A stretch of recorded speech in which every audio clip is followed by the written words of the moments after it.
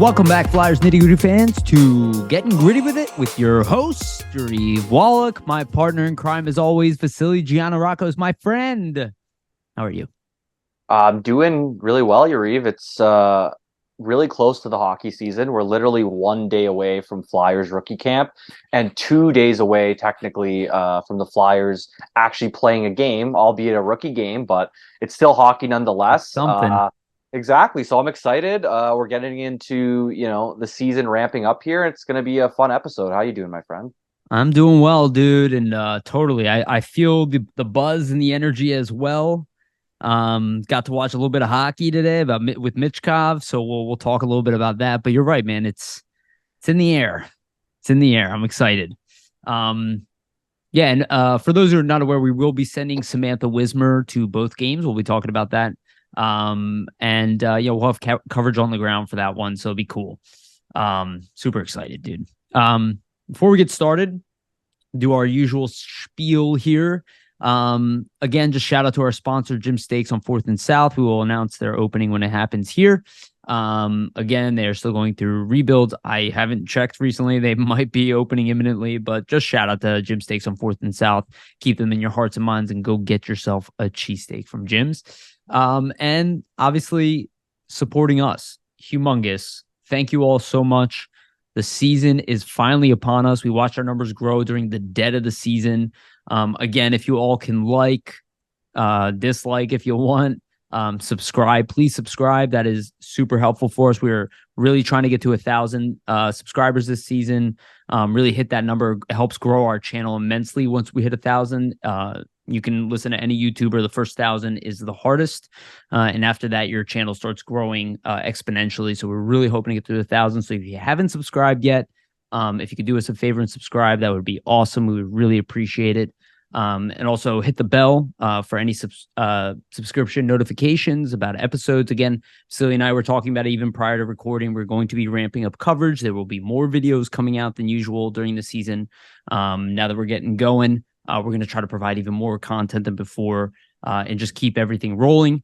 And also, if you can give us a rating on iTunes, that'll also be immensely helpful. We haven't really moved that needle. We're about 4 stars right now, but if you can give us a 5-star rating, it is immensely helpful as well. And follow us on Spotify. And again, we're available pretty much everywhere, so you won't have a problem. So if you go to SoundCloud, I think we're on Amazon Music too and all that stuff. So check us out there. All of that, again, incredibly helpful. So yeah, before we get started, let's go through some of our topics. We're going to be talking about Carter Hart. We're going to be talking about a new logo at center ice. We'll be talking about the Flyers team event, talking about Michkov. Of course, cannot forget about Michkov. Talk about the rookie game and the schedule. We'll give you guys a breakdown of that. We're going to be talking about a little bit about Brian Boucher. We'll talk a little bit about Sean Walker today. We wanted to dig a little deeper in here. Calder candidate potential with the Flyers.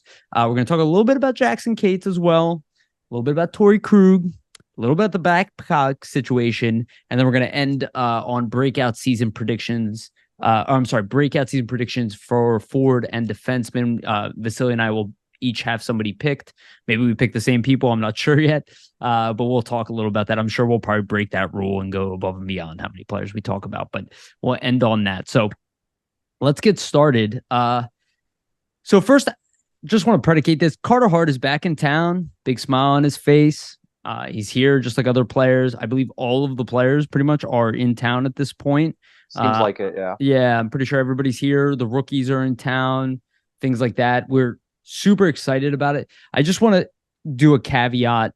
There was a lot of drama, and obviously, Vasili, I'll let you respond to this as well. There's a lot of drama last week over Carter Hart simply putting his account on private. And removing Philadelphia Flyers from the tagline of his Instagram page. Again, with the Hockey Canada incident and investigation kind of looming, people kind of ran amok with that little update and started making all of these predictions based off of absolutely nothing. But this is what I will say to you. If people are freaking out over that little change, what kind of harassment do you think these players, not just Carter Hart, are getting from players? I almost bet that almost nobody on this podcast is doing that or listens to this podcast. But what kind of harassment are these people getting? How many people jump to conclusions immediately and consider people guilty without evidence? Look at the internet. It's a goddamn shit show. So a player going on private while his life is being investigated, you can't just jump to conclusions.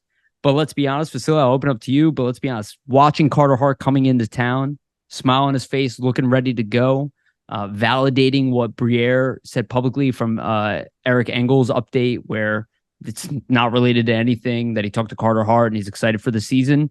I think we saw that in his physical presence today and this week. And I think it's really exciting, man.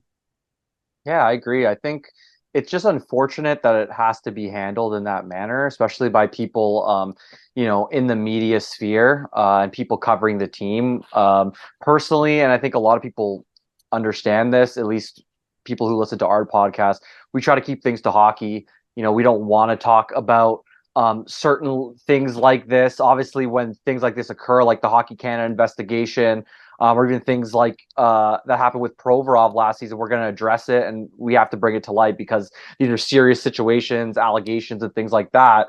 But in terms of Hart and the fact that, people are jumping to conclusions that he's involved in this Hockey Canada investigation incident without really any concrete evidence whatsoever, I just think it's amateur hour, in my opinion. Personally, if you're going to be a journalist and you're going to report on something, you should do it in a truthful and a fair manner, right? Like, you can't report on one side of the story just because of hearsay or something you believe. You need to be able to actually source your facts, have real evidence, and then go from there and create the story, right? And in this situation, none of that is there. There's no concrete facts pointing him to this, tying him to anything. So I just think it's unfortunate, and it kind of, for me, it actually, explains why he probably is putting his Instagram on private in the first place, like you mentioned, Yariv. I mean, we know how it can be online. It's a cesspool in a lot of ways.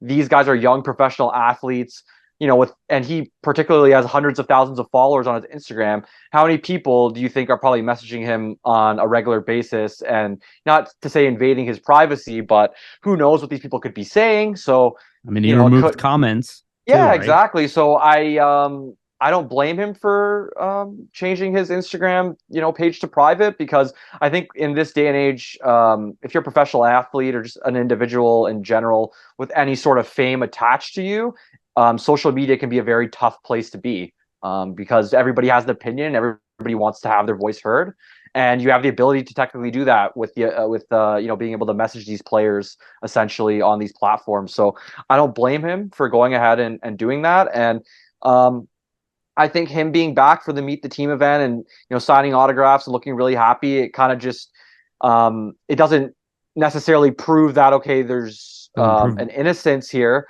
but it also points to the fact that the chances of him being involved could be potentially slim. But once again, we have to go about it how I said before. Even with him returning and all this stuff, there's no evidence. So who really knows? It's up in the air until there's anything concrete provided. Nobody should make assumptions in either way or either facet. So I think we just need to leave it, and then eventually the news will come out and we'll be able to address from there. But until that point, I think jumping to conclusions and naming certain players as involved, even though there's really no evidence to point to that, I just think it's ludicrous. And it's something that, if you're a credentialed media or in the media sphere and you're behaving in that manner, you really shouldn't be doing that. Absolutely. I think that's so well said. The whole situation has been handled so poorly. And, just to give you guys a little bit, I'm not stating any opinion here. I'll just tell you that I spent a day researching this case for the first time. And I can tell you right now that the coverage of this case has been horrendous. If you guys think that what you have read online is accurate, it is not. The story that being passed around is also not accurate. There are so many different versions of this that's being passed around like a broken telephone. I'm not saying I know exactly what the truth is. I don't know what the outcome none of us will be. do, right? But you can't jump to conclusions on reports without that. So. I mean, I can tell you that even the player count of players involved is being reported differently on different sites. There's information that is just not true. That's what I mean. Right? I heard people reporting that Carter Hart never denied his involvement. Well, that's funny because it was what took me 2 seconds to find the fact that he did. In fact, his agency did it for all of them, all of the players that are involved, which again, if you're going through a legal case, that is much wiser than a player going online and doing it themselves. I'm just make it very clear. If you're dealing with a lawyer, he's going to tell you to handle it himself, that they're going to handle it. Why don't you just focus on your hockey season? Again, you can implicate anybody from anything you want, but the whole point that I think Vasili nailed is that we just need to be patient. It's tough. It's tough to be patient. It's a very difficult, tense situation, but it really requires silence. And we're not. Oh, I'm sorry. Go ahead. Add something. I was going to say, we're not close to the situation in that manner, right? Like the people, the London police that are investigating this, the investigators, the police department, those are the individuals that really know the details of the story and all the actual concrete facts, right? Anything else reported, I mean, certain things go around, but it's hard to actually manufacture everything and know exactly who's involved and what the details are without being somebody that's on the case, right? Especially when it's an active open investigation. So you're not going to find anything out until things are kind of concluded here. And like you're saying, it's all about the patience, right? Yeah. And again, I'm not even going to knock mainstream for this because I didn't really see mainstream reporting on the, like I saw a little bit of it, but for most part, like I didn't see Anthony Sanfilippo come out there and be like, oh, this privacy thing. It's like, I don't really blame them on this one because they know better because there's libel and slander laws and you don't want to get sued about reporting something incorrect with something this serious, quite frankly, because you can ruin lives. And that goes for us too, social media people. We can also ruin their life. That is 100% possible. And, I'm not going to say his name. People can infer whatever they want into this. But, one of the guys passing this, making this kind of a big story, this is the same guy who attacked Jake Voracek on his way out of here, telling him that the only good thing he ever did here in Philly was, I don't know, he said some kind of bullshit line that he never did anything good here in Philly. Yeah, he's just sixth all time in right wing points. It's like, this is what I mean. No big deal or anything. Yeah, it's just don't get caught up in this stuff. Again, I'm not bashing him. I don't really care. But this is my point is like, these people are looking for battles. They're looking for drama. We are not. Okay. Maybe they're right. I don't know. But we're not going to do that. I don't have sources close to this. Vasili doesn't have sources close to this. We're not going to pretend like we do. We're just going to be patient and wait for the outcome. And hey, look at the Jets, right? Look at the whole Aaron Rodgers situation, right? How many people are so excited about this one guy? Do not put ever all of your hopes and dreams in one athlete. It's a team. It's a team game. Whatever happens, happens. And it is what it is. We'll have to adapt to it and move forward. And that's what organizations always have to deal with. And just so everybody's aware, there have been 15 incidents like this since 1989. This is not like an individual case that has never happened before. This has happened quite often in sports in general. Accusations like this. I don't know what actually happened, but accusations like this have happened 15 times, just the Hockey Canada alone. Okay, so let's not pretend like we know what's going to happen. I don't even know. I couldn't even find the outcomes to those cases. So this is what I'm saying. It's just muddled. So I would say for your own sanity, just leave it alone. That's what I would say. That's a great way to put it. Yeah. All right. We don't want to dig too much into that. So let's move past the Carter Hart thing, but it is good to see him back. Let's get into the next topic. And this one will be kind of a brief one, but we thought there was like a nice little thing here. The Philadelphia Flyers just released, I believe it was today as we record this on the 13th, on Wednesday. The Philadelphia Flyers showed new center ice logos coming out. They're going back to the dual logos versus the one individual logo. Something that kind of, again, you feel this a lot from the team. They're trying to leverage kind of the time in the past. And it's something the Flyers used to do. And I saw a lot of people excited about it. I will say it looks very nice. I think it looks good. And, it's one of those things that's just really exciting.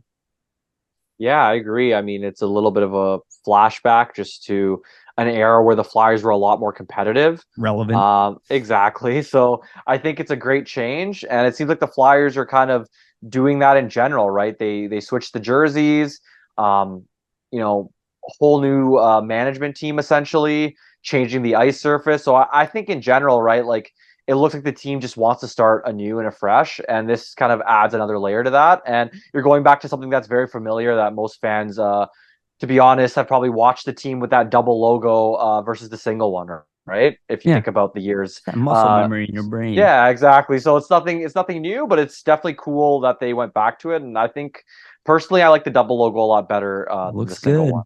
It was Agreed. kind of fun to watch them because you can actually watch like the process of them doing it. Yeah, It it's looks cool, man. nice, man. It looks real sleek. And I actually drove by the Wells. I know you're in Toronto, Vasili, but I drove by the Wells Fargo Center a few times this week. And I was driving down to Delco for a house party. Man, the building looks good. They're doing a lot of remodeling, and I give Comcast Spectacor a lot of credit for that. And I appreciate that. I really do. I love when a company invests in its product and invests in making it better. Yeah. And it's one of the things that Valerie Camillo was given credit for. I didn't buy it at the time. I still don't buy it now. She's not here, and they're still doing work. So I just like it. I like it a lot. Yeah, they're And making the fan experience a lot better, right, with all yeah, those renovations and modifications. So it's a good thing to do to try to get people back into the building, get excited about the Flyers. So. again, fresh new look. It feels real good. The thing, I'm not going to dig too much on this, but this is something that means a lot to me. I'd love to see them bring back that statue. Like, if you're going to go back and you're going to start bringing back, I want to see the Kate Smith statue back. And, for those who live here in Philadelphia, Vasili, you might not be fully aware of this story. But there was a long time where William Penn it's on top of City Hall. There's a William Penn statue. It was initially, back in the day, the idea was that there would be no building taller than City Hall, and the William Penn statue was the tallest. Once we started building, and this is actually a fact, what I'm saying. Once we started building buildings taller than William Penn, we could not win a championship. Then in 2000, I think like 2006 or something like that, Comcast built its large skyscraper, and it opened up, and I used to work in that building, and they put a little William Penn statue at the very top of their building. And in 2008, the Phillies won the World Series. Like, it broke the curse. And again, I'm not a superstitious person, but we need all the help we can get. And that Kate Smith statue meant a lot to a lot of people, and I know it still does. I don't really care what media is telling you. I know it's important. It's Philadelphia's history. And I just want to add something to the Kate Smith argument. I already had a long angry rant here about it. I'm not going to start mocking people again, but I want to add something because this was not mentioned once, and it shows again, I'm going to shit on Valerie Camillo again. It shows the irresponsibility in which she behaved. The fact that I can tell you guys for a fact, people in the organization did not get along with this woman. And I believe that if she didn't quit, she won't be fired anyway. And here is a little bit about Kate Smith that I don't think most people know. And this is an article written the exact same time that New York idiot wrote about Kate Smith, who, again, I said this at the time, clearly did not do his research at all, which happens all the time. This is what I say. This took me 5 minutes, Vasili. 5 minutes. So no one in the Flyers organization has an excuse. Shame on I'm just reading a short blurb here from that article. Shame on the teams, bureaucrats, and media talking heads looking for clickbait who disparage an American icon, Kate Smith. Not only did she win the Presidential Medal of Freedom for raising, it was actually hundreds of millions of dollars. It was $600 million. So that's like billions by today's metric, because this is back in the day, for our nation's troops. But all historical evidence points to having the courage to push back against a segregationist and discriminatory culture in the 1930s. Mind you, the 1930s, $600 million, so much she raised. She went around and would do shows for the troops when they were going through war, raising tons of money. Was she associated with any like organization doing that, Yariv? Or just wondering. I believe so, but she was also the first woman on radio. Okay, I didn't even know that. She was considered Miss Radio. Okay, so she was not only progressive, and listen to this is my favorite part of what the author writes.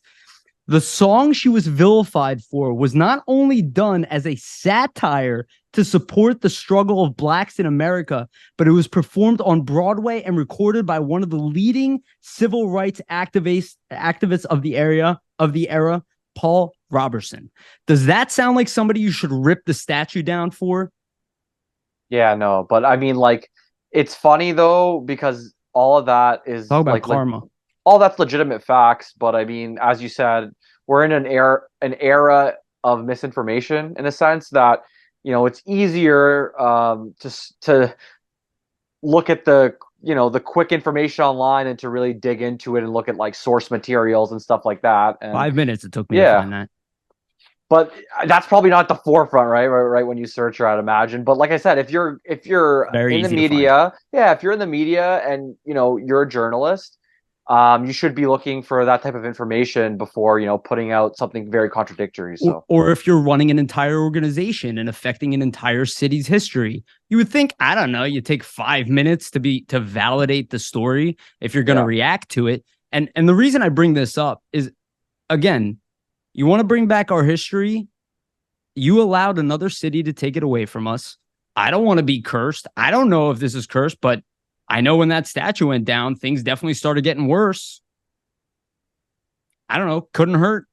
So I'd love to see them put it back. They don't have to put it back exactly where it was. They don't necessarily have to bring back the song, but at least try to make good on that. If you guys are going to start referencing the past, there are a lot of people. I know for a fact that there are a lot of people who want that statue back. You want to make people happy. This is an easy win. And not only that, if you actually do your research, you could see she's an American hero. I brought this up before, and she's being unjustly vilified. And again, I still believe Ed Snyder would be rolling in his grave if he saw that, just personally. All right, we can move past that. All right, let's get into more fun stuff, and we're going to talk mostly hockey now. So the Flyers had their team event. All the players were in town. We saw a lot of pictures and stuff going around. Not besides just Carter Hart, it's really cool. I just saw a video of Konechny, Sanheim, Farabee at Philly's batting practice. They kind of do it all the time. And they, were hitting home runs. I saw a bunch of Flyers with the Eagles gear on, right, for the latest game. It's just really good to see. And I really hope that people from around the city are going to these team events. I hope that they're getting the coverage that they need. We really need to build the Flyers as a brand again in Philadelphia. Again, the other sports teams, maybe the Sixers are kind of in a weird place right now with Harden, but the Flyers really need to build that community again. And forget the statue or whatever, just the players that we have. We need to start marketing them. I like Gritty, but I love that we're not seeing just Gritty in a jersey, just Gritty at a game, right? Let's get the players out there. And I love that they're having these team events. Yeah, I thought it was a really good thing for the team to do. And I mean, obviously, I think it's probably a goal of the new regime to get players more out in front of the fans and, interacting with the community more. I believe, at least for me, it seems as though since Briere and Cove kind of been brought in, they've been doing more of this community outreach stuff. I mean, the Flyers have already been good doing it, but it seems like there, is more of a focus on it to kind of try to rebuild the Flyers brand and image, as you said, right? Yeah. And I do believe too that I'm not 100% sure on this, but typically they don't do these meet the team events like to begin the season right out like this very often. Like usually it's later, dude. Usually it's later on in the season, or like they have some other type of night that's similar to this. So I thought that's interesting, and it kind of shows that, hey, you know what, like we're kind of accountable to the fans, and we want to meet the fans before we start our season and show them that, hey, we mean business, and the whole team's here even weeks ahead of training camp, because the training camp starts officially on the 21st, and I mean they had the meet the team event yesterday, which was the 12th. So it just shows the team's ready, and they're serious, and getting down to business. And I'm sure John Tortorella loves the fact that he has basically his whole team back even before training camp's begun, and I'm sure they're having scrimmages on the ice and probably practicing too as a group. So hopefully it all translates into training camp, at least from the on ice perspective. I will say, dude, and just to add, very well said. I love that you brought that point up. I will say this too. Good job, Dan Hilferty. I mean, I know that Jones and Briere are obviously responsible, but like, come on, dude. It is night and day. The atmosphere around this team from the previous seasons. There's an attention to detail that we have not seen with this team since Ed Snyder was alive. Yeah.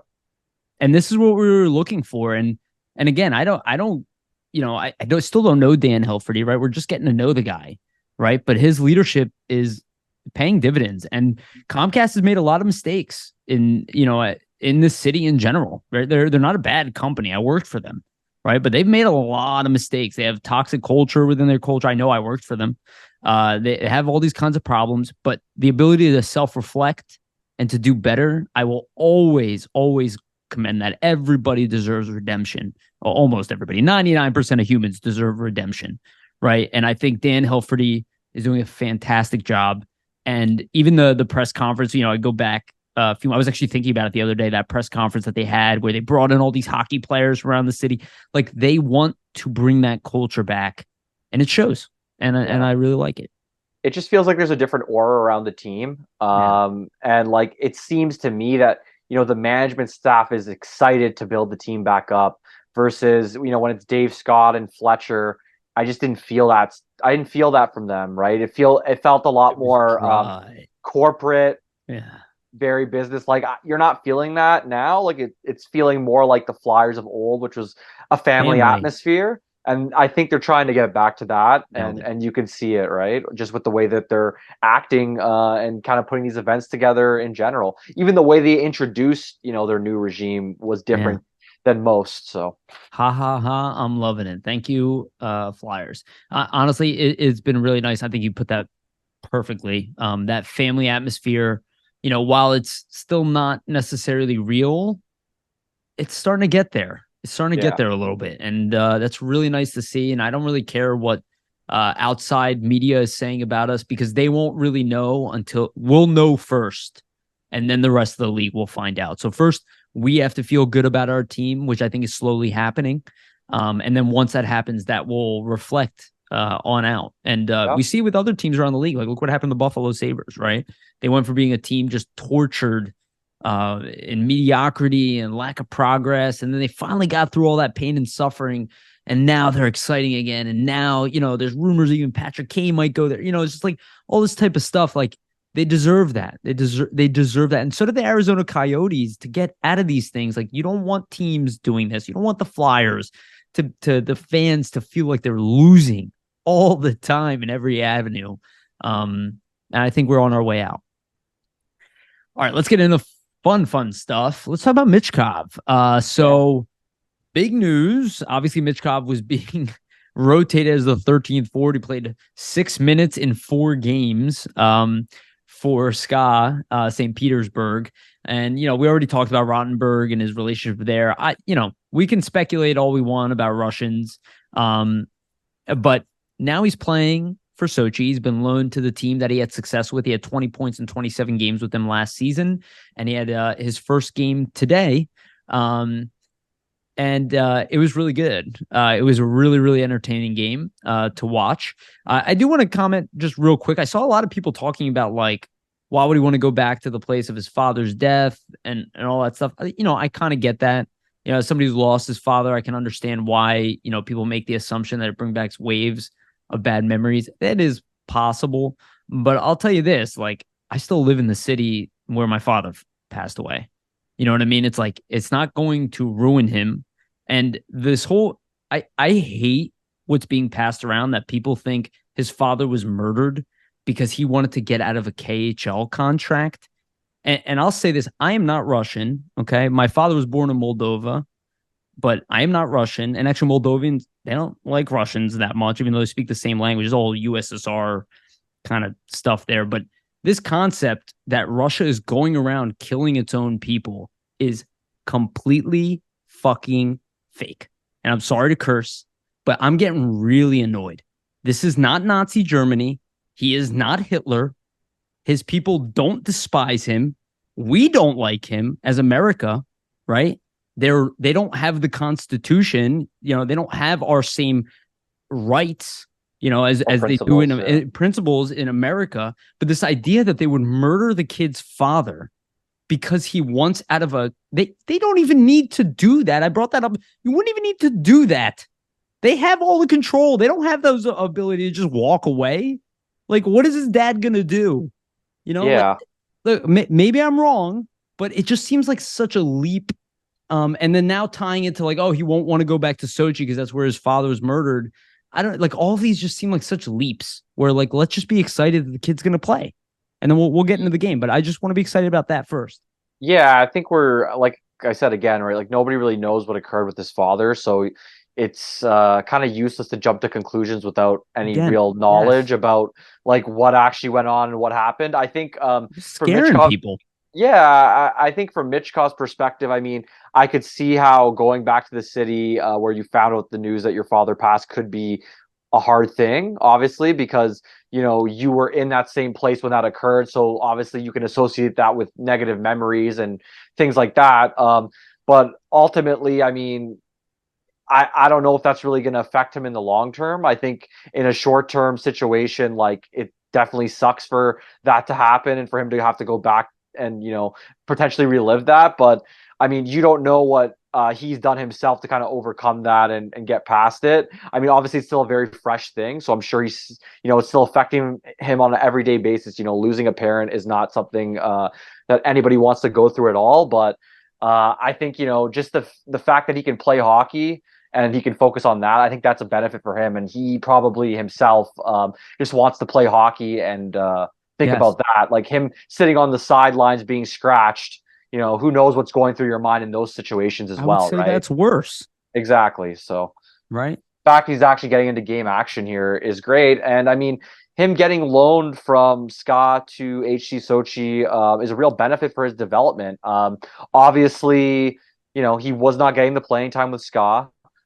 Personally, in my opinion, if you look at his preseason performance, he had over a point a game in the games that he did play with SKA. I think he probably deserved, to play on that team in a third line role potentially, and be on a more competitive team in the KHL that has a chance to go for the Gagarin Cup. And that would probably be the best case scenario for him, right? To stay on SKA, better players to play with, more competitive team in general.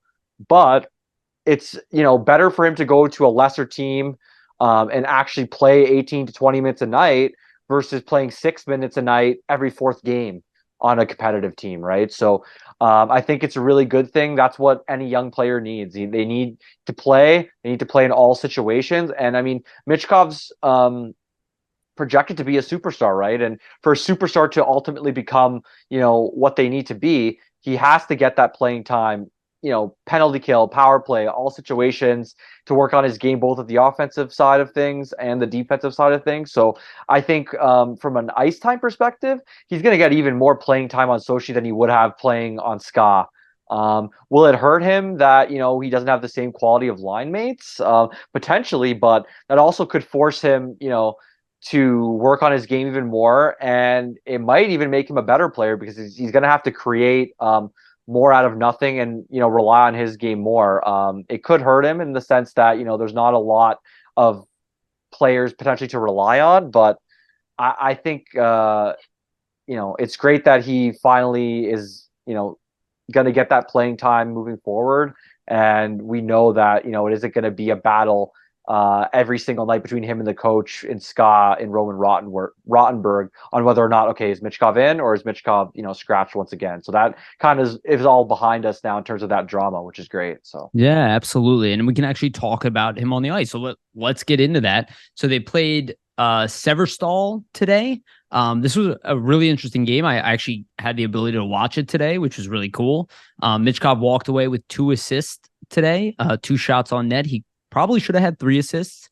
And I will say his usage in the game went up as the game went on. He's playing in the top 6. Just to give people, it was a really good game, actually. HC Sochi went down 3-1 at one point in this game and slowly climbed their way up to tie the game. And I'll tell you, like when you're watching towards the end of the game, at this point, HC Sochi is down 3-2. Michkov takes the puck on his own, draws a penalty, tripping penalty. He obviously was on the ice, so he wasn't on the power play right afterwards. His team come back and score. Then after that, he's back out there. Again, you see the pattern. I almost guessed when the coach would put him back on.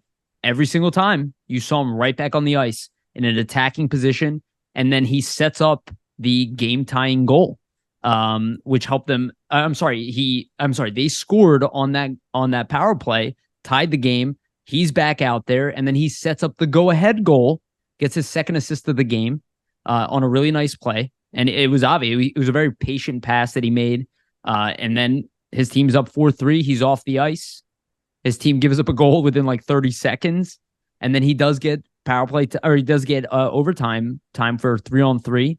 And he wasn't there on the ice, but his team got a 2-on-0 breakaway and then ended and won it overtime. It was a really, really, it was a wild game to watch. Actually, it was really fun to watch that game. And quite frankly, he stuck out every time he was out there. Every single time I saw him out there on the ice, he stuck out. And this is his first game. Like, he hasn't even really been able to play much for the past 4 games. So he's already got 2 points in his first game. Last year, again, 20 points in 27 games. I wouldn't be surprised if he's a top-line player on this team by the end of the season. If he's there all season, I assume that he will be on loan an entire season, where he didn't get that luxury last year. He was kind of passed around a lot. Now he's with a coach that knows him. He's with a team that knows him, and he can pick up where he started off last year. And then, maybe next season he's back with Ska. But, at the same time, people want to say that he wasn't playing because he said he wouldn't commit to the to the KHL and wants to go to that. Maybe that's true. I don't know. Again, Russians have a lot of hubris. That is something I could see. You know what I mean? Like, if you're not going to invest in us, we're not going to invest in you type of thing. Potentially. Personally, I don't think so. I think this is how the KHL goes. I think he's slightly undersized. And again, Demidov is, I think, 6'2". So I could see a coach just being by default, if I'm going to play in the bottom line, I want you to be physical. He's not as physical, right? He's not going to be, it's just like we wouldn't put him on the 4th line, right? It wouldn't make sense, especially as an 18-year-old. And I think that's what's happening here. And I don't know, man, the kid looked good. He looked good. Yeah, it's being very interesting. rusty. It's interesting with the Michkov stuff because there's other Russian players, like you're saying, that are young, Yariv, that are kind of getting the same treatment. Like, it's not even just Demidov either, right? Like, Who's it's also Simashev, 13. Simashev as well, who just was drafted. Like, he was just healthy scratch too. So I find it kind of funny that it's only Michkov. It's only Michkov that we're talking about, but there's a couple other guys, and even one who was just drafted in Simashev, who on his KHL team, only played 43 seconds in his last game. And I think Daniil Butt was also a healthy scratch for his KHL team as well. So these are a lot of young guys, right? So it just proves like the KHL is not a developmental league, and I think it's something that we've known for a while, but it's just obviously, with the Flyers having Michkov in the situation, I think it's just something people may have forgotten just a little bit over time here, right? I think there's a good chance that even Scott knows that he would help them. Yeah. And just on principle about his age alone would tell them, no, you're a kid. Like, I told my roommate, I always talk about my roommate Verge. Again, he watches every sport. And I told him about the Michkov thing. And I'm like, yeah, I was like, they don't play young guys. He's like, ooh, I like that. My roommate's an old school guy. He's like, yeah. Gotta earn it, right? Gotta earn. So you can see that some people would have this perspective of being like, yeah, he's a kid. Earn your time. Even if you are the most talented. Doesn't matter. Well, he's still, with HC Sochi, he's still going to be playing in the KHL. Just to kind of have a choice. He's like their best player. Exactly, right? So just to break it down, like you said, you have 2 assists, 2 points his first game with Sochi, 2 shots on goal. He had a block, had a hit. 18 minutes total time on ice. 2 assists. And then he did have actually a play where he could have got another assist on Sochi's first goal, but it was touched by another SEV player in between, and then that kind of eliminates the assists there. And then both of his assists were interesting. I watched some highlights, didn't get a chance to watch the full game, but hopefully we'll be able to as he plays more here. His assists, they are interesting because he looks like a bit of a quarterback in the sense that, he's kind of seeing the play unfold, even though he's not the one that directly passing it off to the goal scorer in both situations. He passes it off, then another quick pass, and both goals get scored, essentially. Who played here that was a master of that? Claude Giroux. Claude Giroux, yeah, exactly. It's their second assist. He was the guy that, would be starting the play up in transition, and that's essentially what Michkov did on his first goal, right? He transitions the puck up the ice, and it ends up becoming a goal. But without that individual who has the vision to see that play, that doesn't happen. And a lot of players don't have the tools and the skill to see a play, out of the offensive zone like he did on that first goal. So I think it's encouraging that, he gets right back in there after being scratched, after going through it a little bit with Ska, that he gets 2 assists right off the bat. And him getting 18 minutes a night, I mean, they're already kind of using him as a first-line player because you're playing 18 minutes.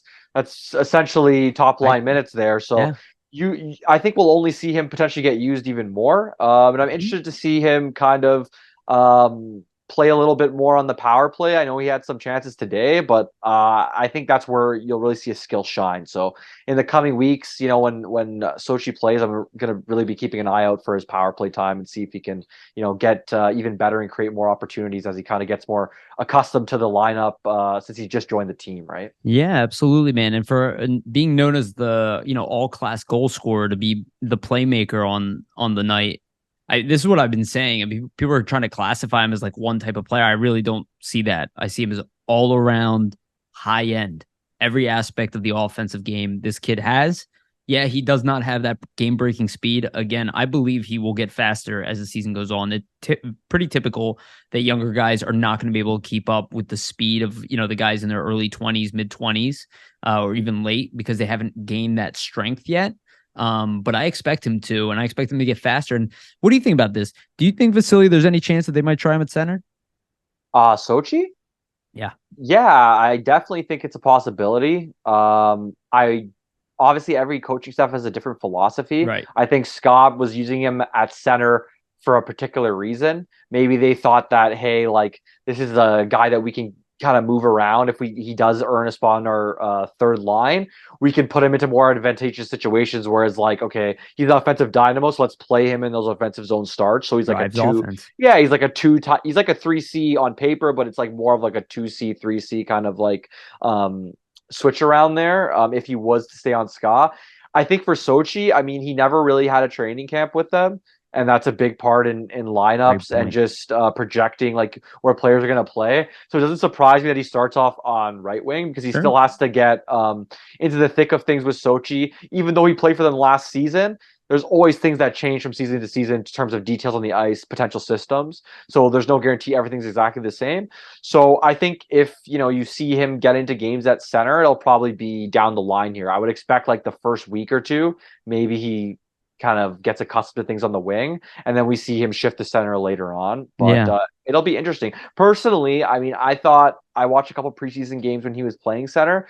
I thought he looked really good and really comfortable, especially for a young player that's never played the position before in a pro game. So I don't know if HC Sochi would be willing to try it. I think it probably depends on their center depth and maybe what they have going on there. I haven't really looked at the roster, but why not, right? Like, why not develop him as a center? I'm sure the Flyers would like that. Obviously, they have no control in the situation, but of course, yeah, I think it'll be interesting to monitor. Yeah, I think you nailed it. And the 18 minutes of ice time, that is top 6 forward time. It's even slightly above. Again, they played in overtime, so it's probably maybe got another like 30 to 60 seconds. Yeah, he had a breakaway in OT as well. Even talk about another scoring chance created and that didn't score, but like it's good to see the fact that he always gets knocked that he might not be the quickest, but on that play he didn't look slow to me. So and then the one thing I really like that I noticed, he didn't get out muscled. Yeah, for being undersized. I really don't even think he's that small. I mean, people keep talking about him like he's small, but I mean he is the same size as Connor Bedard. There's a stockiness to his size as well, right? Yeah, similar to Bedard in a way. So yeah, I don't like, nobody says Bedard is too small. Why are they saying Michkov is too small? I don't get this. I just don't get. Again, I understand what Bedard is. He is legit. I mean, I love him as a prospect. Do not get me wrong. I totally see it. Love him. I kill to have him on this team, but I don't. I feel like people like to, and again, he's close to us now, but people are going to nitpick his game as we go through. I'm just looking forward to improve, and I'm looking for him to improve defensively. I think if he was better defensively, there'd be more of a push to get him at potentially at center. And I think that's what he really needs to focus on playing for Sochi, is becoming a better defensive player in his own two-way zone. player. Yes. And I think he has that ability. I mean, one of the best two-way players I've ever seen is Pavel Datsyuk, who is Russian. Yeah. Sergei Fedorov, one of the best two-way players I've ever seen. So good at D that he was playing defense. I always look at it this way. The Red Wings. I'll always look at it this way in terms of any player like who, is trying to learn the defensive side of the game. If hockey IQ is a big part of that player's game and they're, a smart player on the ice, it's typically a lot easier for them to learn those aspects and get more familiar and try to develop those parts of their game. And I mean, from everything I've seen of Michkov, all the scouting reports, that's one of the biggest things regarding his play is the fact that he's always in the right position, has great hockey sense. Yeah. So for him to develop that in the long run, I don't think it's going to be a problem for him, in my opinion. Yeah. And I'll make it clear, I didn't see him play poorly defensively, but I want him to be elite at everything. Mm-hmm. And again, it's not that I'm saying he will be, but I hope that he develops in that direction. With that superstar, potential tag on him, that's what he's going to have to do to eventually become that, right? Is be elite in all facets. Especially if he wants to play under John Tortorella. And we can talk about whether he's actually going to play under John Tortorella. We'll see, because we don't really know when he's coming. He could be here, for all we know, he's going to be here in 3 years, right? Yep. We don't know if Tortorella is going to be here in 3 years, right? He might not even be the coach. He might be, he might actually get promoted within the Flyers at some point. That might actually happen. I could see that. But, I would worry if he's not good defensively, what coaches would do to him if he would get benched here, right? I don't think so. I think by the time, actually, let me add this too. As I was watching him, I was like, man, I'm so happy that he's not 18 playing on the Flyers right now. So we don't need to worry about every little mistake he makes. And people freaking out if he gets benched or, having it's like, this is what happened, best. Right? So. Bust. People are already calling him a bust just because he was benched by Ska. It's almost in a sense, it's almost like a hands-off approach. At least from a Flyers perspective, it really is a hands-off approach. Like, they have no control. Like, for example, right? Like the Flyers have no part in getting him loaned. It's all Michkov and his agent's wishes, right? It's mainly the agent brokering that between Ska and Sochi there. But no, I totally agree. Like, it's almost a sense where like we could kind of watch from afar and see how he progresses throughout the season. I'm sure we're going to be talking about Matvei Michkov like every week to come, to be honest. Like, there's going to be a ton of KHL games. I'm interested, though, just the final thought here on Michkov, with Ska loaning him, obviously he probably, and his goal was to be a permanent player on Ska, be on one of the most competitive teams in the KHL, make the playoffs, have a chance to compete for a championship. He's not, in the most beneficial situation to do all those things and potentially reach all those goals on Sochi. Mm-hmm. They're just not as good of a team. And I wonder if that kind of puts a chip on his shoulder, right? In terms of trying to prove Ska wrong and prove, the rest of the KHL wrong and say, well, you really shouldn't have loaned me. And I did have a place on that team if you would have let me kind of show my game and given me the opportunity to play. So I'm interested to see him and Sochi play Ska. I don't know when their first matchup is, but I think that's one we should all keep an eye on, because I think Michkov will be up and ready for that. So I like that. I like that you just threw that out there. That would be oh man, that's a great point, Vasili. That would be such an awesome game to watch him play Ska. It's going to happen at some point. And if he lights them up or something, oh my God, that'd be so fucking cool. We'll just zoom in on Rottenberg's face at that point during the broadcast. It would look like, what was the coach of team? Man, I can't remember his name. Mikhailov? The coach of Team Russia when they were losing to Team USA. Oh, I can't remember. Okay, yeah, I can't remember his name at the top of my head. But when he had to pull Tretiak from net and you just see his face, he's like, you know what I mean? Like, they're not used to that. I'd love that. I love redemption stories like that. So, all right, good luck to Michkov. Again, for those who are not aware, you can watch it on what was the site? On Hockey TV. Thank you. I already forgot it. It was on it today. So on hockey.tv. I don't really care to advertise it. I don't think it's a problem for us to advertise it here at all, because it's not an American distribution, right? All the games on there are foreign games. We wouldn't be able to watch them anyway. So I don't think it's an issue. So if you guys want to watch Michkov or any foreign games, you can find it on onhockey.tv. And that's how we'll be watching them as well. So you can keep an eye on them and watch them progress. And again, we'll keep updating stuff. We'll, be trying to watch games and highlights and as much as we can to kind of give people updates on Michkov. We know everybody's dying to see him, and we know Cutter Gauthier is going to be here. He's a lot easier to watch. We've already gotten to see him, and most likely he will be here at the end of the season. as well. So we're going to get a good taste of Gauthier early. So, it is really exciting, dude. Michkov and Gauthier being part of this organization. It's the most excited I've been for a rookie in a long, long time. Yeah, I'd argue that the Flyers haven't had, prospects of their magnitude in their system for a long time. So it's something as a fan, especially with the team kind of foraying into a rebuild, to be excited about that. The rebuild's just beginning and you already have two premier offensive prospects to kind of center it around, essentially. So yeah, love it. Love it. All right, let's move off Michkov. Let's get into some rookie game stuff. So the rookie games, like Vasili was mentioning earlier, they're coming up. They're real close. Again, we're going to have Samantha Wismer. She does our AHL coverage. She does a great job. She's obsessed with the fandom. She lives in that area, so we're sending her to both games, which will be in Allentown. So it's about an hour-ish from where Philly is. So she's going to be down there. She's going to be watching the games in person. She'll be there for some coverage, so you guys can follow her on Twitter for more coverage directly on the ground. We'll obviously be watching the game. We will do a review of the game, of the games. We'll probably do a combination video or something. So and I are talking about it in the background. But let's get I'll read out the schedule real quick and then we'll go through the roster. So for this week overall, there is a schedule coming out. And shout out to Chris Mayer, who sent this over to me the other day while I wasn't paying attention. So I'll give him a shout out there. He's always on top of everything. The guy is as obsessed as we are. So Thursday, 11:30 a.m., there will be a practice. Friday at 10:30 a.m., there will be a morning skate. And then the game will be at 7:05 at the PPL Center. Saturday will be the second game. That'll be at 5:05 Eastern Time at the PPL. Weird start. Very, very weird. 5:05. 7:05 is weird too.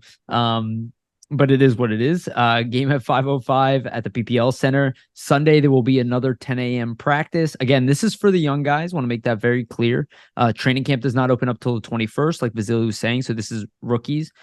Sunday will be a 10 a.m. practice. Monday will be at 11 a.m. practice. And Tuesday will be at 11 a.m. practice. So you guys will be able to check that out too. I will try to make it to some of this stuff. We'll see how that works out. But, it's exciting. They're there. The players are there, and it's really exciting. And let's go through the roster. I'll go through the forwards, and then Vasili will go through the defensemen and the goaltenders. So of the forwards, and I'll read out the player numbers. Let's give people numbers too. And again, you guys can find this online, but just so you're aware when you're watching the game, it's obviously easier if you see some jersey numbers. Number 85 will be J.R. Avon. Everybody knows who he is. Super excited about Avon. He's kind of like a secret excitement for me because I love the way he skates. Number 52, Denver Barkey will be here. We already know he was taking the third round this year. I do have high expectations for him. It'll be very similar to the next player that we have, and I think the games could be somewhat similar. Number 46, Bobby Brink. He was taken in the second round a little while ago. We all know this. This guy is a dark horse to make the Flyers. I want to make that very clear. I don't expect him to make the Flyers. I don't expect him to jump anybody, but the talent level should not be forgotten about. Bobby Brink is not just an average prospect. I think too, just to jump in on Brink before we continue, like you never know in a training camp who is etched into a spot that might disappoint, and then what player could, play a lot better than people are thinking. So I think Brink has a lot of talent. He's coming off of surgery, and he has finally a full summer to train here. So I think with that, anything's possible. Who knows? So I think Brink's a talented player, and I think he definitely has a chance if he doesn't, let's say make the team here. I don't expect it, but first call-up option, I think that's definite possibility for him. Man. Very, very well said. I think we're just looking to see where he is since he got over that hip surgery. Because he's a guy, if he didn't go through that hip surgery, I think a lot more people will be excited about him. Agreed. We have a tendency to forget about guys who are injured, a la Sean Couturier. Next one, 38, Matt Brown. He's a camp invite. He's also small. Don't know too much about him, but he is from New Jersey. So that's pretty cool. So local guy. Then we have Alex Ciernik, obviously a draft pick from this past year in the fourth round. Also a highly talented, skilled player. We brought him up on this podcast several times. Steve Cornianos mentioned some very, very good reviews about him. He'll be number 45. 73, somebody that, again, is a dark horse with this team. I don't expect him to be on the team for camp, but Elliot Denoyer, I expect him to be one of the leaders on the ice, though, emotionally, physically, maybe playing that Scott Lawton role for the rookie team that we see Scott Lawton play for the Flyers. I can see that, playing a lot of big, probably defensive minutes. It's going to be a very sloppy game out there for a rookie game. They always are. Next, we have another camp invite, Jonathan Fouchon. He has been invited. Bill Meltzer is high on him. Go check out Bill Meltzer's Twitter handle for it. He was already talking about some of these players already, but this guy could be an interesting player. 5'11", 176. We have number 71, Tyson Foerster. We all know Tyson Foerster is legit. We can't wait to see him. I don't expect him to go all out for this rookie camp. He's going to be one of those kind of veterans on the team, even though he's super young, but I think he will carry that essence with him. Brandon Fury will be there, number 91. He's a camp invite. I'm actually shocked he does not have a contract. He did play for the Phantoms last year and did a really good job. He is an older player coming from college hockey. I do expect him to stick out because he stuck out for the Phantoms, so I expect him to have kind of a big game. Number 78, Jacob Gauthier is another camp invite. He's been invited several times. He's 6'4", he's a big boy, right-handed. Yeah, so also could be another interesting player. Number 92, Alexis Gendron. We already know, big-time goal scorer. I'm interested to see him. Very interested. Yeah, I don't know if he's going to be what he was in junior hockey, but let's hope. I mean, I just look at it like, I think a lot of the other facets of his game need to come together for him to make it at the pro level. But the shot, man, is there. Like when you have the shot, that's what I mean. When you have the shot and you can score, sometimes those other deficiencies of your game get overlooked. So I'm interested to see if that's kind of what happens with the Phantoms this season. Or you never know, he could build on his game and become an all-around guy. So I think that's a real player to keep an eye on, especially as a 7th round pick, because I don't think anybody, when they selected him, thought that he would have that type of offensive output in the QMJHL whatsoever. So. Absolutely. And I will say he's listed at 5'10", 187, which is actually a really nice size, for his age. Yeah, especially for like a non-defensive, like shooting winger. The size is not that bad. And then 56, a very similar type of talent in Sammy Tuomala, former 2nd round pick, 5'11", 193. I think Tuomala, we're kind of a wait and see mode. He had a huge kind of entrance last time he was here with the team and then kind of fizzled out and disappeared and then struggled. He's a guy I think could be better in the AHL than he was overseas. So I'm excited to see more structure in that league versus where he played. So great point. And that does matter, right? We even saw that with Tyson Foerster, right? He went to the NHL and even exceeded his the NHL, he exceeded his AHL progress. It happens though all the time, right? Like especially when you're playing with better players, sometimes like it can bring more out of your game versus at a lower level. So I think, it wouldn't be surprising to see it from him. Yeah. And then last on the list there is Zaid Wisdom. We already know Zaid Wisdom is another guy. He's physical. He's strong. He did have a down year last year, but he came into the AHL red hot. And sophomore slumps are real. I think, we should all still believe in him. Just because somebody goes through a struggle doesn't mean much to me. Real thick kid, 196 at 6 foot. I expect he could have also a big game. So I really like this forward crop. I'm excited about them. They have a good balance. And again, a reminder to everybody, NCAA players cannot be there. So if you see players not on this list, there's a reason why they're not allowed to be. So, considering that and the fact that the Flyers have so many NCAA players, I really like this forward group. I'll let you go through the D-men. One thing to jump off on before the defense that I thought was interesting is Forster's listed at 216 pounds.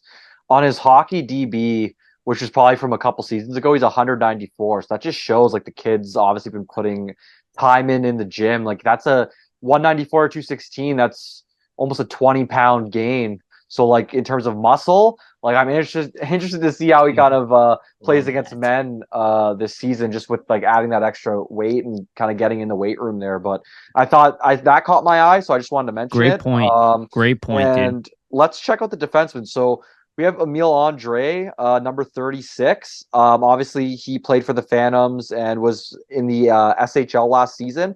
He's somebody to really watch. I think he's a dark horse to potentially make it to the Flyers. Yeah. I'm still unsure what the status with him, like if he doesn't make the Flyers, if he can play in the AHL yet, if that's been cleared, or he'll have to go back to the SHL. So that's something we'll have to monitor. I'm sure once training camp begins, somebody's going to ask Daniel Briere about that. So we'll see 100%. what happens. And just to add a comment, and you're going to read about it, but I wonder who his partner is. And I think it could be the next guy you read out loud.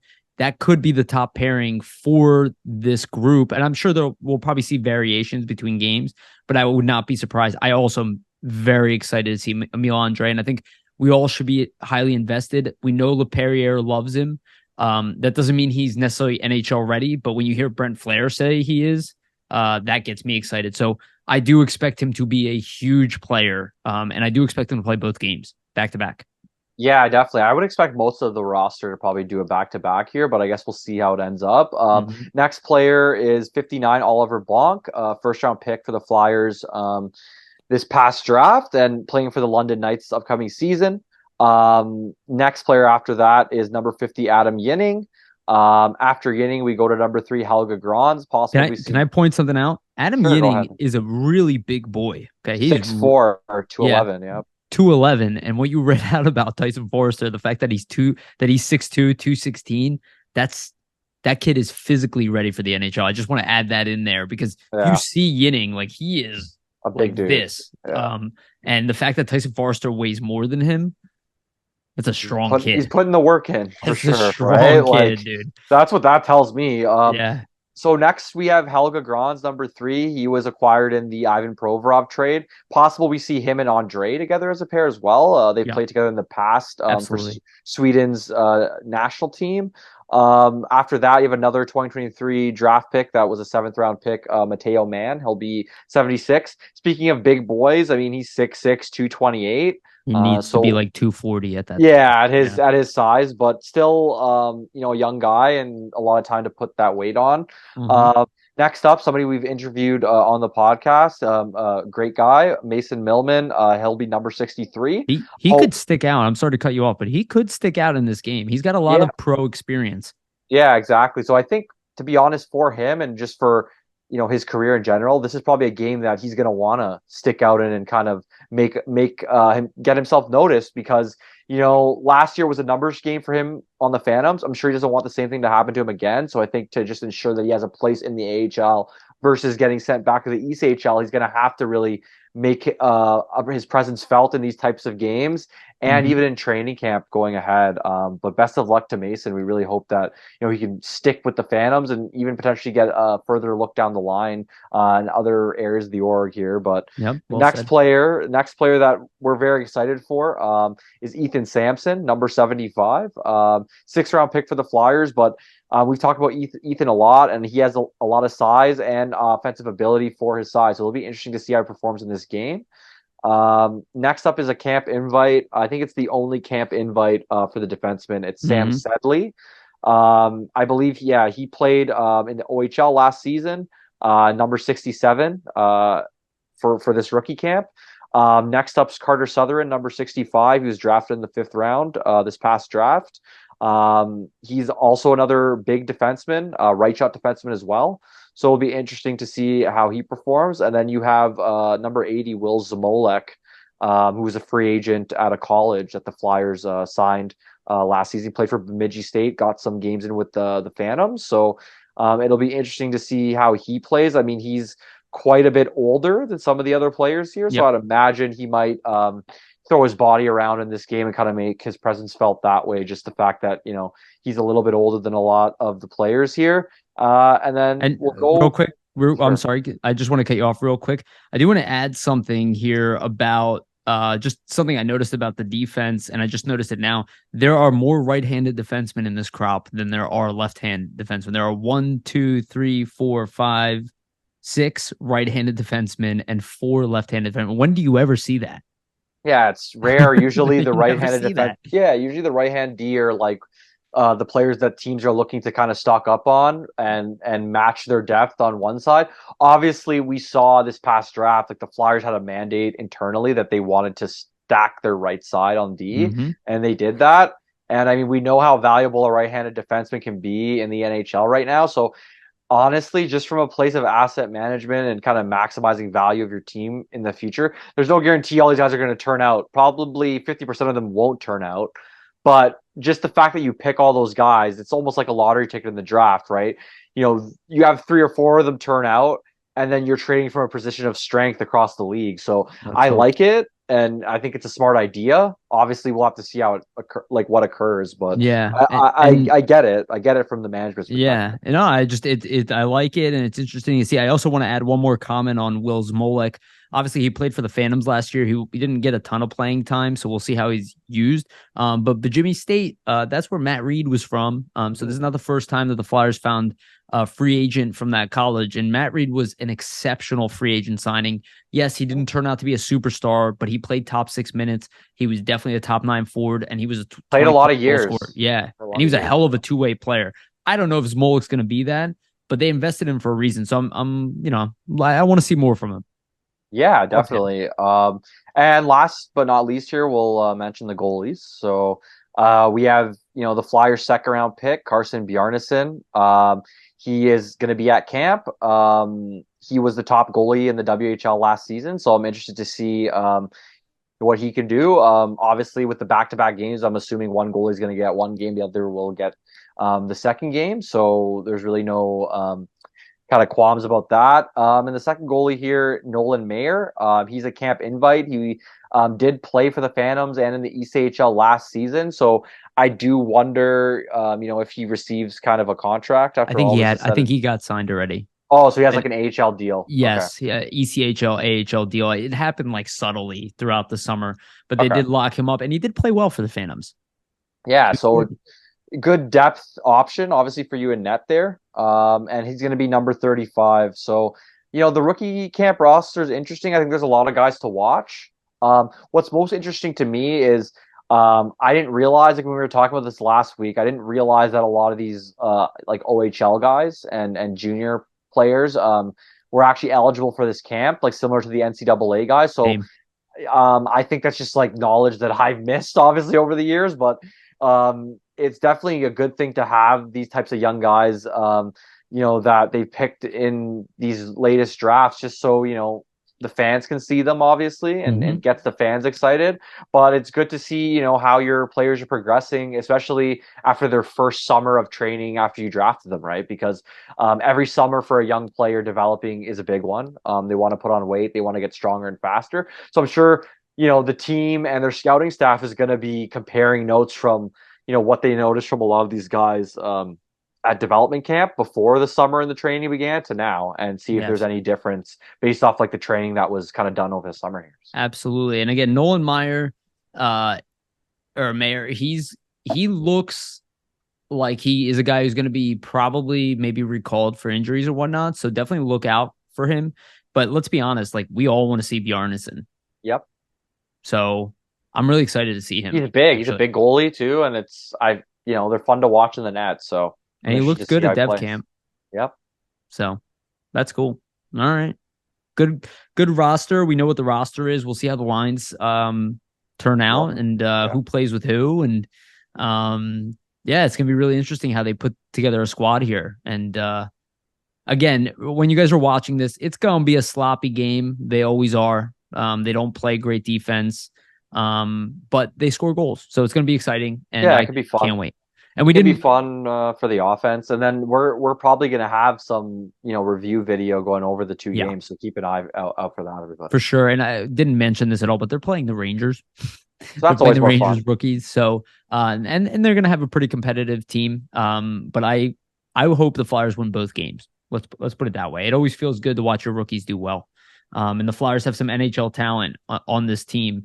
The one thing is really interesting about the goalies is that there is no Sam Ersson on there. I thought maybe, but when I thought about that, you maybe get that initial, oh, what's going on with it? People jump to the Carter Hart thing immediately. Oh, what's going on with Carter Hart because Ersson's not there. And, does that mean, but Ersson's like, he's proven he's an NHL goaltender. But he's proven that he's a pro goalie at this point. Yes. Like not to say Nolan Meyer hasn't proven that, but I mean, I think the pedigree compared to Ersson, you can't really compare it. And Bjarnason just got drafted. So I don't think, for a guy like Ersson, he hasn't just played in the AHL. He's played in the Swedish Hockey League, which is also another pro league. So, yeah. I think that factors in. And I also think, John Tortorella probably hasn't penciled in this lineup as well. So that might be a factor too. But who knows? I know that for Ersson, one thing for him last year was adjusting to the schedule. Like it kind of beat him up a bit. So maybe, they don't want to start. Maybe they don't want to start him off, right away with rookie camp, especially with the rigors of training camp coming up and another long season ahead. So yeah, it'll be interesting to see. But I think Ersson, I don't think there's much to worry about there with Ersson. Like I would be very surprised if he isn't on the Flyers roster, in my opinion. But yeah, same. Well, we'll see. We got a lot of goalies rotated in there. So I actually, I'll be honest, I'm actually skewing more that I expect him to start with the Phantoms, but just because of the cap game. Like I think we underestimate, like even with Emil Andre, the cap game is going to matter there. And now that we know he's not going to be leaving if he doesn't make the team, right? That whole situation is sorted out. They might be like, yeah, he's ready, but we have 7 NHL defensemen already. Let's let him go play top pairing for a little bit. We're inevitably going to have injuries. It's going to happen, right? And he'll be a first call up probably. So yeah, definitely something to keep in mind.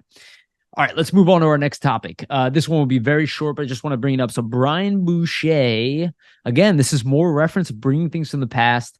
Will be replacing Keith Jones in the press box with Jim Jackson. I literally do not think you could have found a better replacement for Keith Jones. I love this hiring. We talked about it a few weeks ago, how, we think Brian Boucher is elite at his job.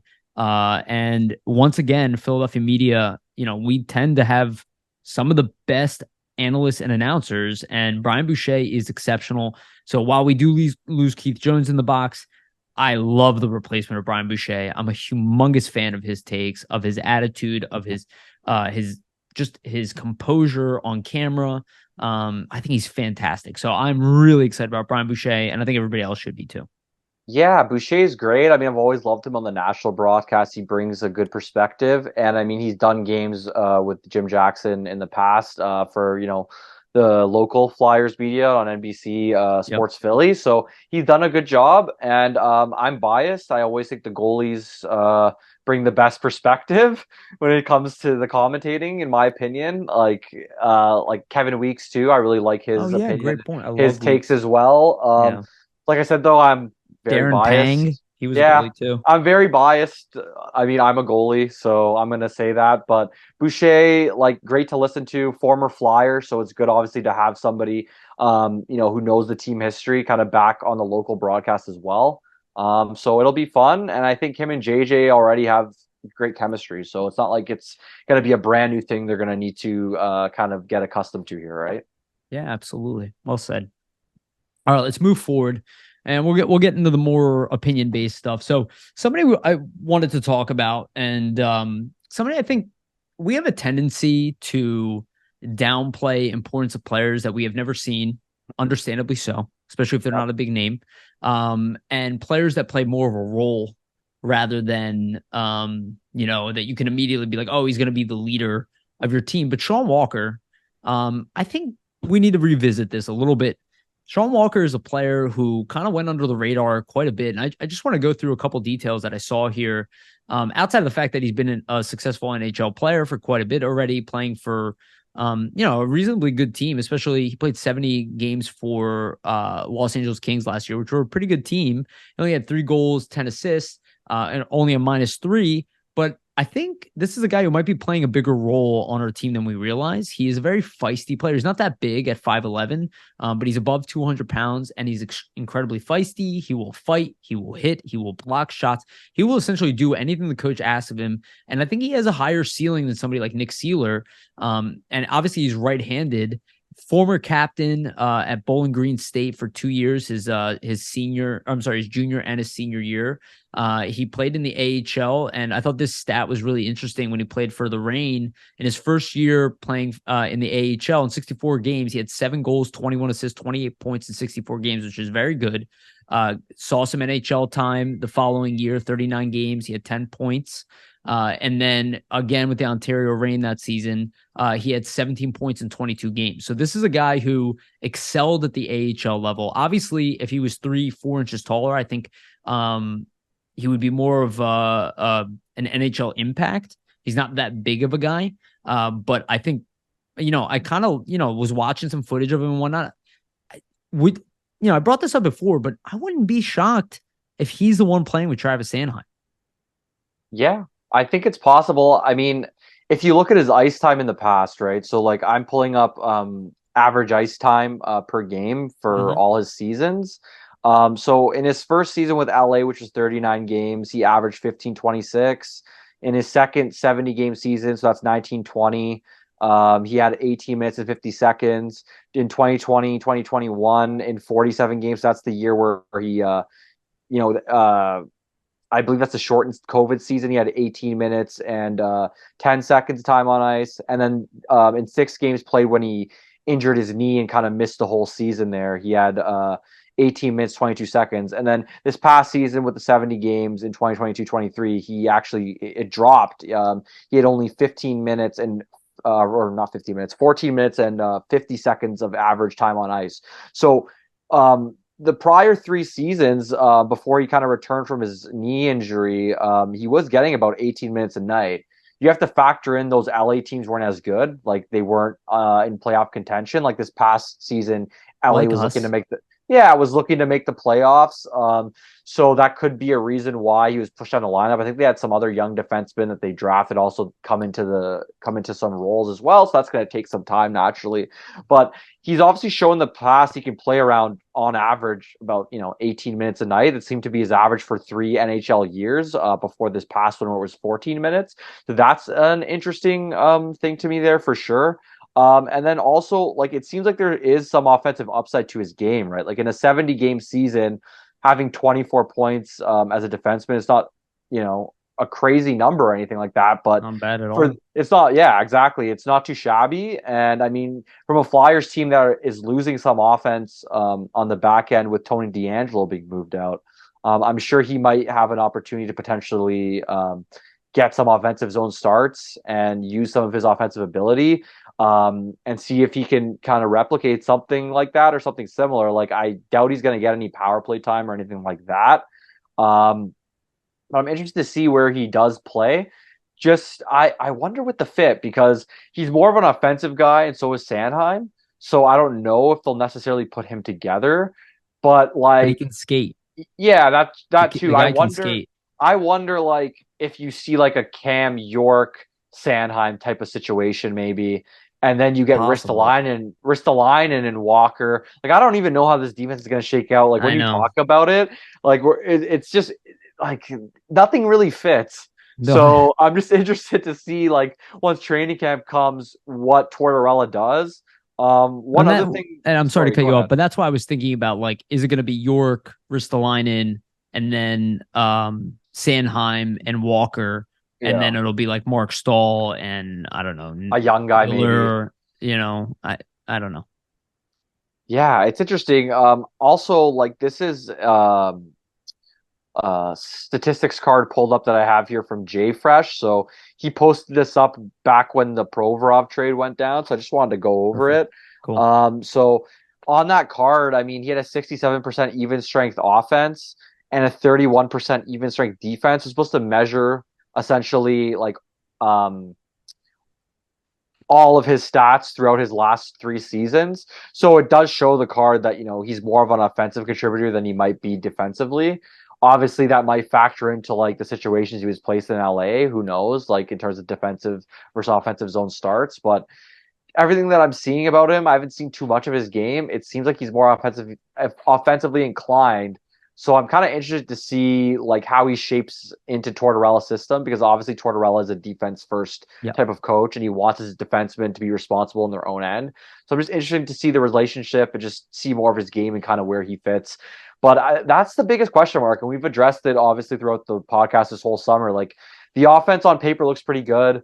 The goaltending, I don't think there's really much to discuss there. Like, it's probably the best depth they've had in a long time. But the defense, man, is just, you look at it and it's not pretty at this point. No, it's not. And that's why I wanted to bring him up, because nobody, it's kind of like just thrown to the side as a guy who's probably not going to be a big impact. Look, there absolutely is a chance of that. And obviously Igor Zamula's name is still out there as well, who we got to figure out what to do with him. But I do kind of look at Sean Walker, where he is, the fact he can skate, the fact that he's feisty, and I think Tortorella will like him for his game. Now, he might be a player that fans might not like, but I wouldn't be shocked if he plays a bigger role than we anticipate. And I also wouldn't be shocked if he's a guy we try to dangle for a trade chip at some point, especially when our team is trying to go into the playoffs. I think he has 2 years left on his contract, if I remember correctly. Yeah, exactly. Yeah, so he's a guy who, and he's not making too much, so he's a guy that we should be incentivized to see play well. Because if he does, it only increases his value. So I suspect that he might see more minutes than he was seeing in LA with us, just because of the way that Tortorella typically handles these types of situations. And actually, this is his final year of the contract. Oh, this is the final. Okay, so he's definitely a trade chip. His cap hit's only $2.6 million. So with the fact the Flyers can retain, they have that extra retention slot now for contract.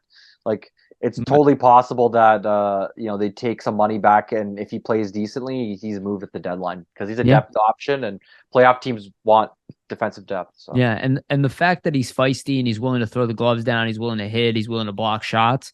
That stuff can be really valuable. And maybe we can get a 3rd or 4th round pick for him. And he's a right-handed shot, and we know how overvalued they are. So yeah, exactly. All right, let's move on to our next topic here. Next topic we have is Tyson Foerster. And I was thinking about this, and I just want to get your thoughts, Vasili. With the crop of rookies that we have coming into the NHL this year, it is going to be heavy, heavy competition.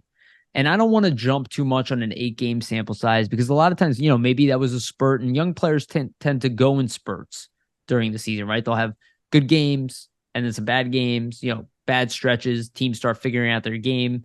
But again, if Tyson Foerster ends up somehow playing top 6, top line, we brought up the combination of him with Sean Couturier. That could be very interesting. Playing with Couturier, maybe Konechny, something like that. Mm-hmm. Where do you see his chances of being in the? I can't see him beating out Bedard, but will he be in that conversation for top rookies this year? I wouldn't be surprised if it's one of those names that, kind of the lead, a lot of people are aware of him. I've been seeing more national coverage of him, but I wouldn't be surprised if he's one of those people in like that top 5, maybe top 10 in points for rookies this year. And if he is, I think he will be in somewhat of the conversation. If he's playing a huge role and Tortorella uses him the way we think he could, because he was so excited about him last season, he could be in that Calder Trophy conversation, even just to be a name to be thrown out there, not to win, but just to be like, hey, you should recognize that this guy is also, if Connor Bedard's not here, maybe he's got a chance to win a Calder Trophy, right? Yeah, so I mean, obviously you have to look at John Tortorella and just the fact that he was so excited about Tyson Foerster and his play over that 8-game stretch that he had last season. He even said himself, Tortorella, he had to kind of calm himself down, right? And not like keep penciling Foerster back into the lineup, because he knew eventually he had to go back to the AHL. So obviously, I think the coach believes that he can have an impact and be an impact player for the team. I mean, he had 8 points in 7 games, small sample. 7 points in 8 games. Oh, 7 points in 8 games. Sorry about that. But small sample, obviously. So we'll see. I mean, how it goes throughout this season. Personally, I mean, I think Bedard's going to get the Calder, just like based off the pedigree and everything. Is he going to be in the conversation? I think definitely. It's just going to depend on the usage, right? Like, if he gets the ice time to be a contributor, if he gets the power play time, I think that he has the offensive attributes and that he has the shot to put up points and put up goals. Like, for example, if he's, let's say hypothetically he gets, 20 goals, I think that definitely puts him in the conversation. Just it also depends on what the other players do and kind of the pace that they're putting up points, because you do have an Adam Fantilli, a Leo Carlson in the mix. I'm actually going to read out here. I have Scott Wheeler's from The Athletic. Okay. I think he publishes on September 5th, so it's not very old. It's about a week old, but it's his top 20 Calder Trophy candidates. So let me go through it. Sure. And Foerster's on the list, so it shows that even a guy like Wheeler, who's a huge prospect guy, considers Foerster to be, potentially in the running here. So obviously Bedard's first. I mean, there's really no surprises.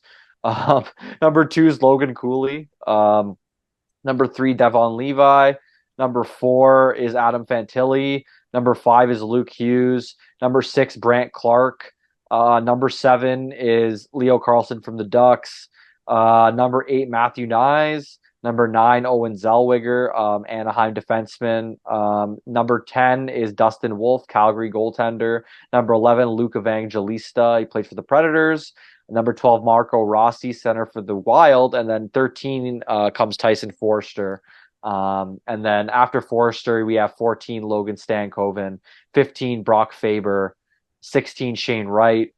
17, Kevin Korchinski. 18, Matt Coronado. 19, David Juracek for the Blue Jackets.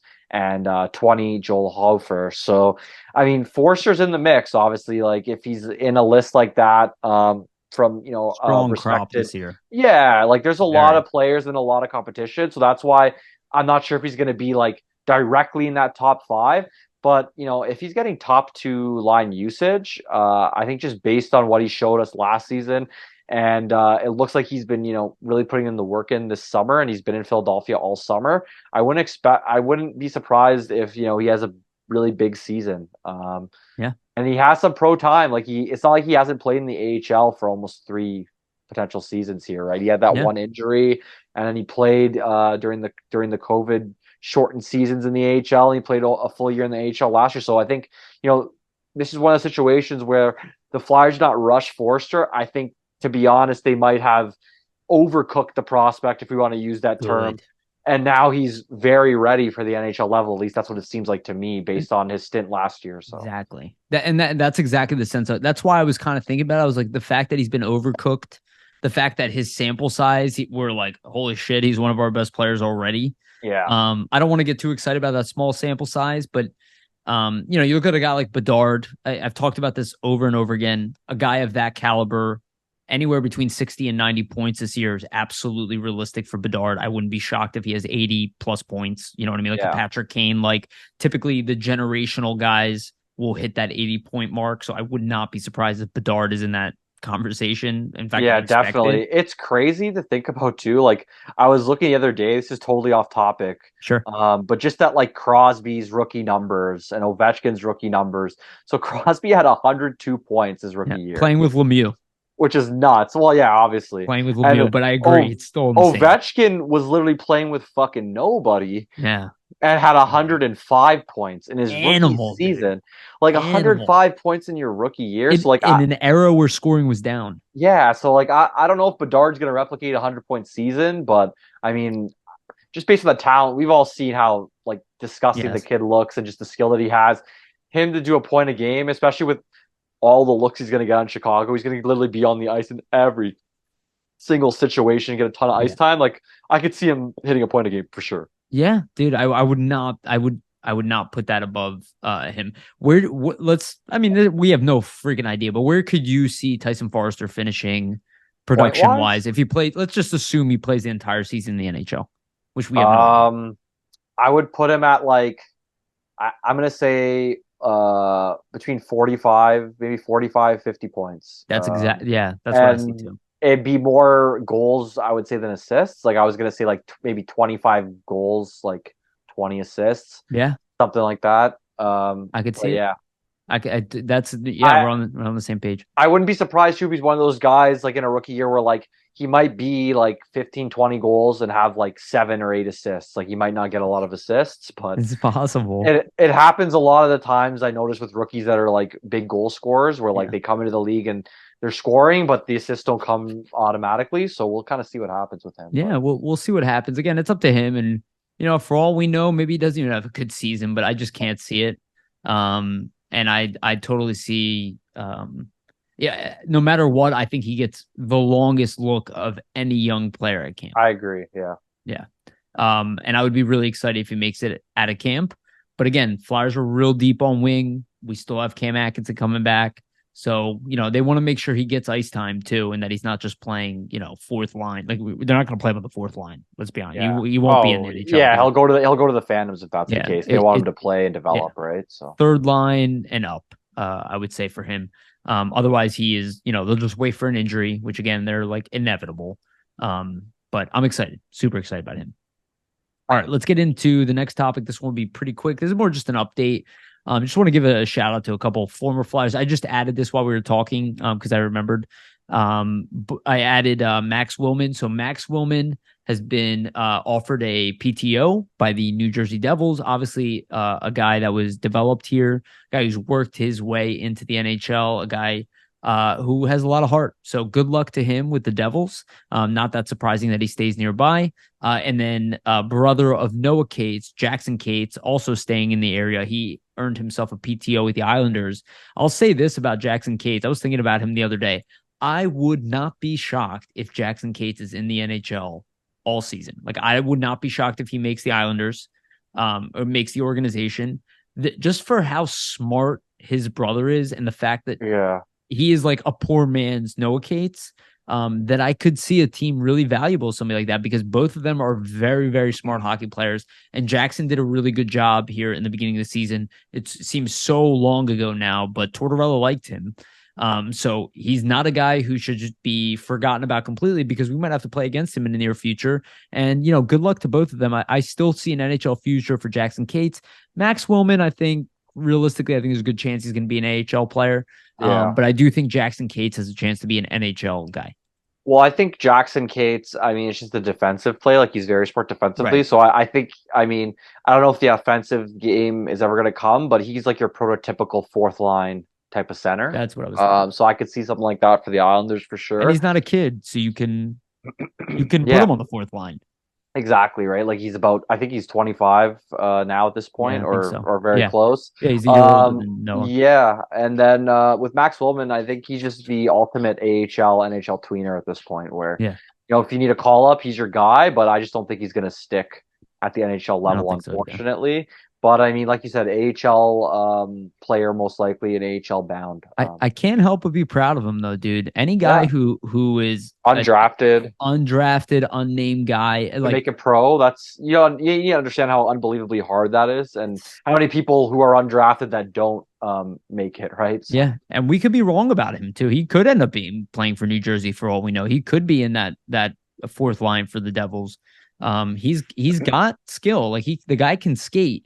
And this is one thing that frustrates me as like a normal human being, the way people talk down about guys who are like NHL in-betweeners, like they're like shit. And they aren't. I don't like that, because these guys are, especially a lot of these in-betweener heads, these guys are character dudes. Like, they do not deserve being shit on. To be quite frank, like, even a guy who plays in the ECHL is a severely talented hockey player. Like, to make it at any level of pro hockey, you have to be very, very talented. And compared to the, player who's playing a, AAA hockey or, any type of lower level hockey, there is no comparison. No. So, like, we talk down on them, but, like, realistically, how hard it is to make it to any pro level of hockey. You have to be really, really fucking good. Yeah. And you look at somebody like Maxime Comtois, who earned a PTO, who's also part of that Hockey Canada investigation, yet somehow earned a PTO. I'm kind of making fun of people there, sorry. But, you look at a guy like Maxime Comtois, who came with a huge reputation. He's in the same situation as somebody like Max Willman, right? Yeah. Their draft order didn't matter at the end of the day. And I think it's just something to be proud of for all these guys. And obviously, Curtis Gabriel is a friend of mine. And he's a guy who retired and really was an in-betweener. I talked to him about it. I was like, dude, you have nothing to like ever feel like you lost here. I'm like, you are a 1%er athlete, dude. Like, you made it to a stage that most human beings dream to do. You know what I mean? Like, the guy worked his ass off. Look, everybody's limited by their biology. You can't beat that at the end of the day. But if you have made it, if you play one game in the NHL, I'm proud of you. That's personally my attitude. Yeah, I agree. People might not like that, but I'm impressed with anybody. You It's play a for the tough thing to AHL, I'm do. proud of you. It's a tough thing to do in any facet. So right. Again, the NHL is the 1% of the 1% around the league. It is by far the best, or around the world. It's by far the best league in the world. So if you're touching that NHL, that means you can pretty much go play in any league around the world. So, and we could see that with Max Willman. I wouldn't be surprised if he plays overseas, maybe even in Russia, Probably not now. All right. Let's get into the next one. And this one is a story I think we just want to bring up for a little bit, just because it's something that usually hurts us. And in this time it didn't. So Torey Krug, unfortunately for him, again, I'm not relishing in this, but he did get injured before training camp. This is a guy who was out there who a lot of people wanted to trade Travis Sanheim for.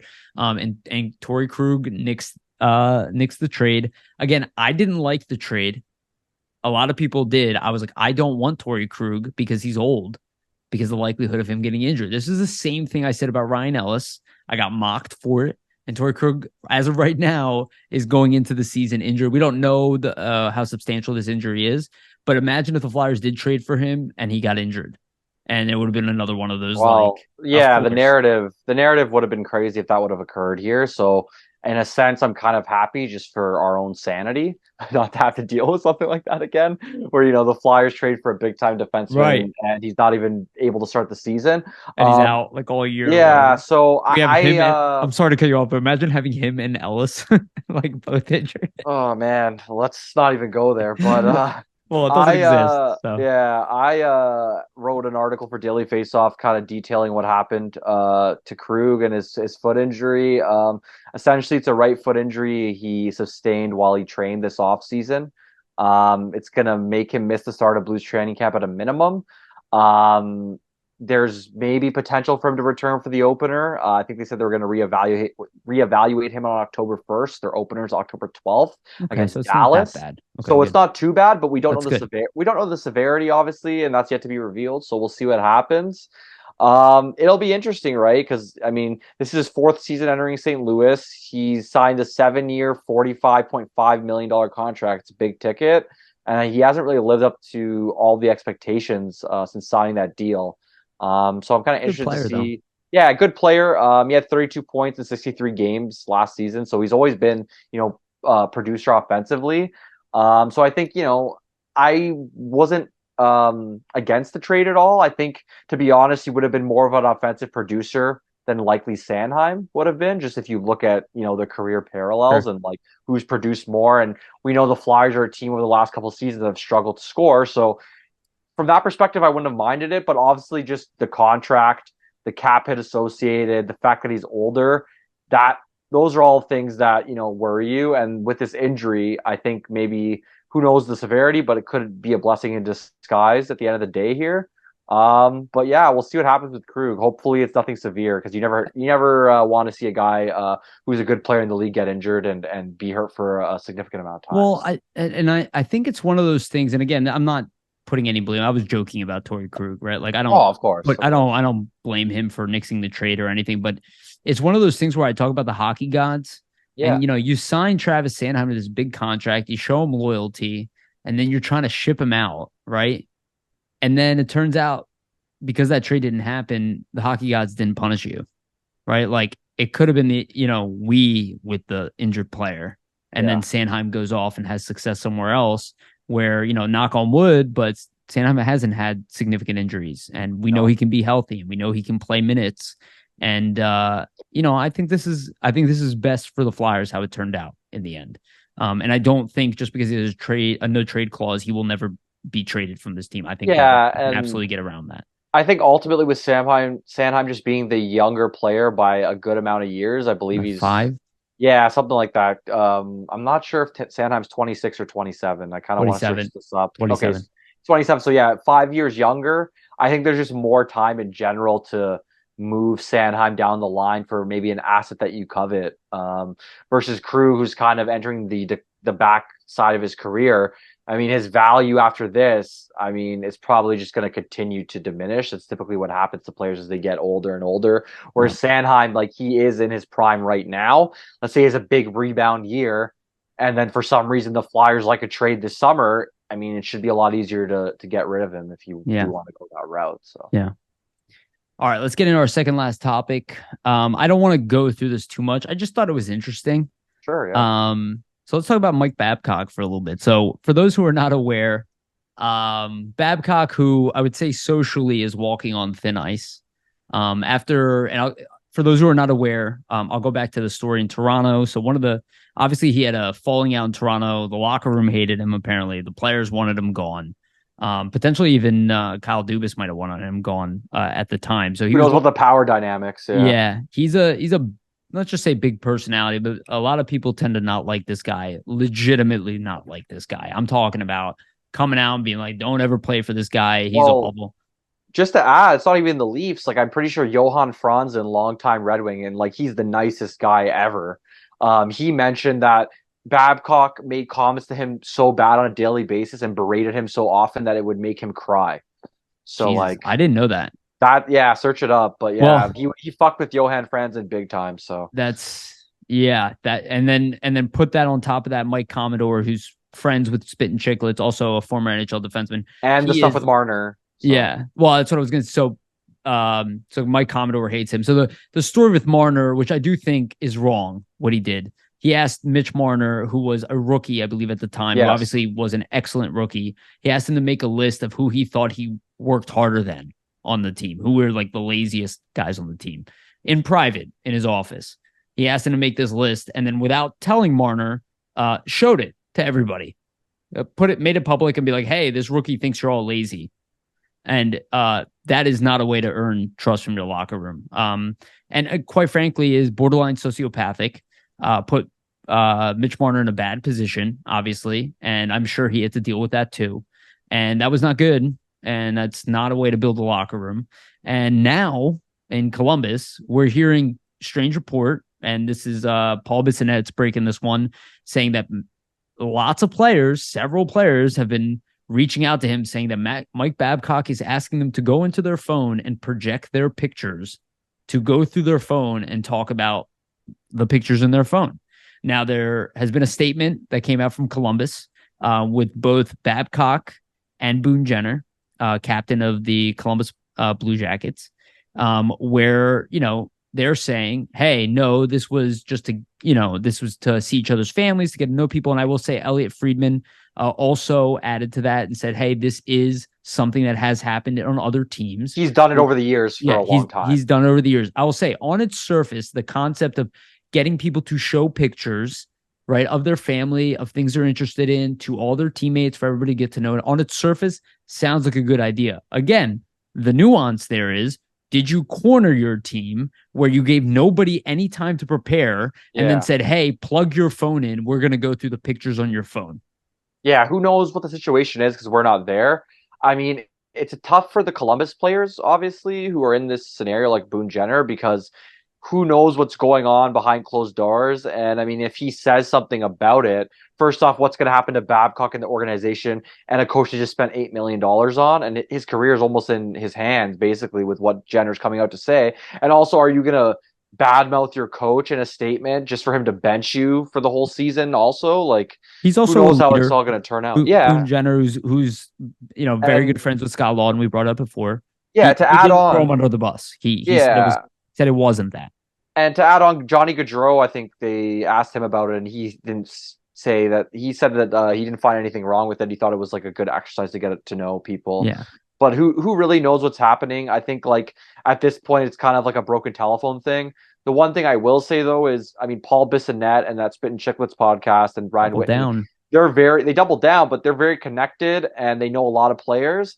And I mean, for a player in the Columbus locker room to potentially text them and say this, I mean, he said it was several players. Yeah, like who knows, right? Like, I just think that these guys have their sources and they know players. And I just, when you hear from guys like that who have been in the game in the past and probably have a better relationship with the players than the majority of the mainstream media, it's kind of hard to say, well, no, they're just like blowing it out of proportion. So I'm interested to see what occurs throughout the rest of the season with Babcock. It's definitely a situation that I'm sure Columbus and Jarmo Kekalainen did not want to occur, especially right before the season beginning. Yeah. I just did want to add on, like I looked up this, Johan Franzen situation. And I forgot it was as bad as it was back then. Like, it's not even just Franzen, it's Chris Chelios, who's like about to be, it was a Hall of Famer. Hall of Fame defenseman Chris Chelios recalled Babcock verbally assaulting teammate Johan Franzen during a playoff series.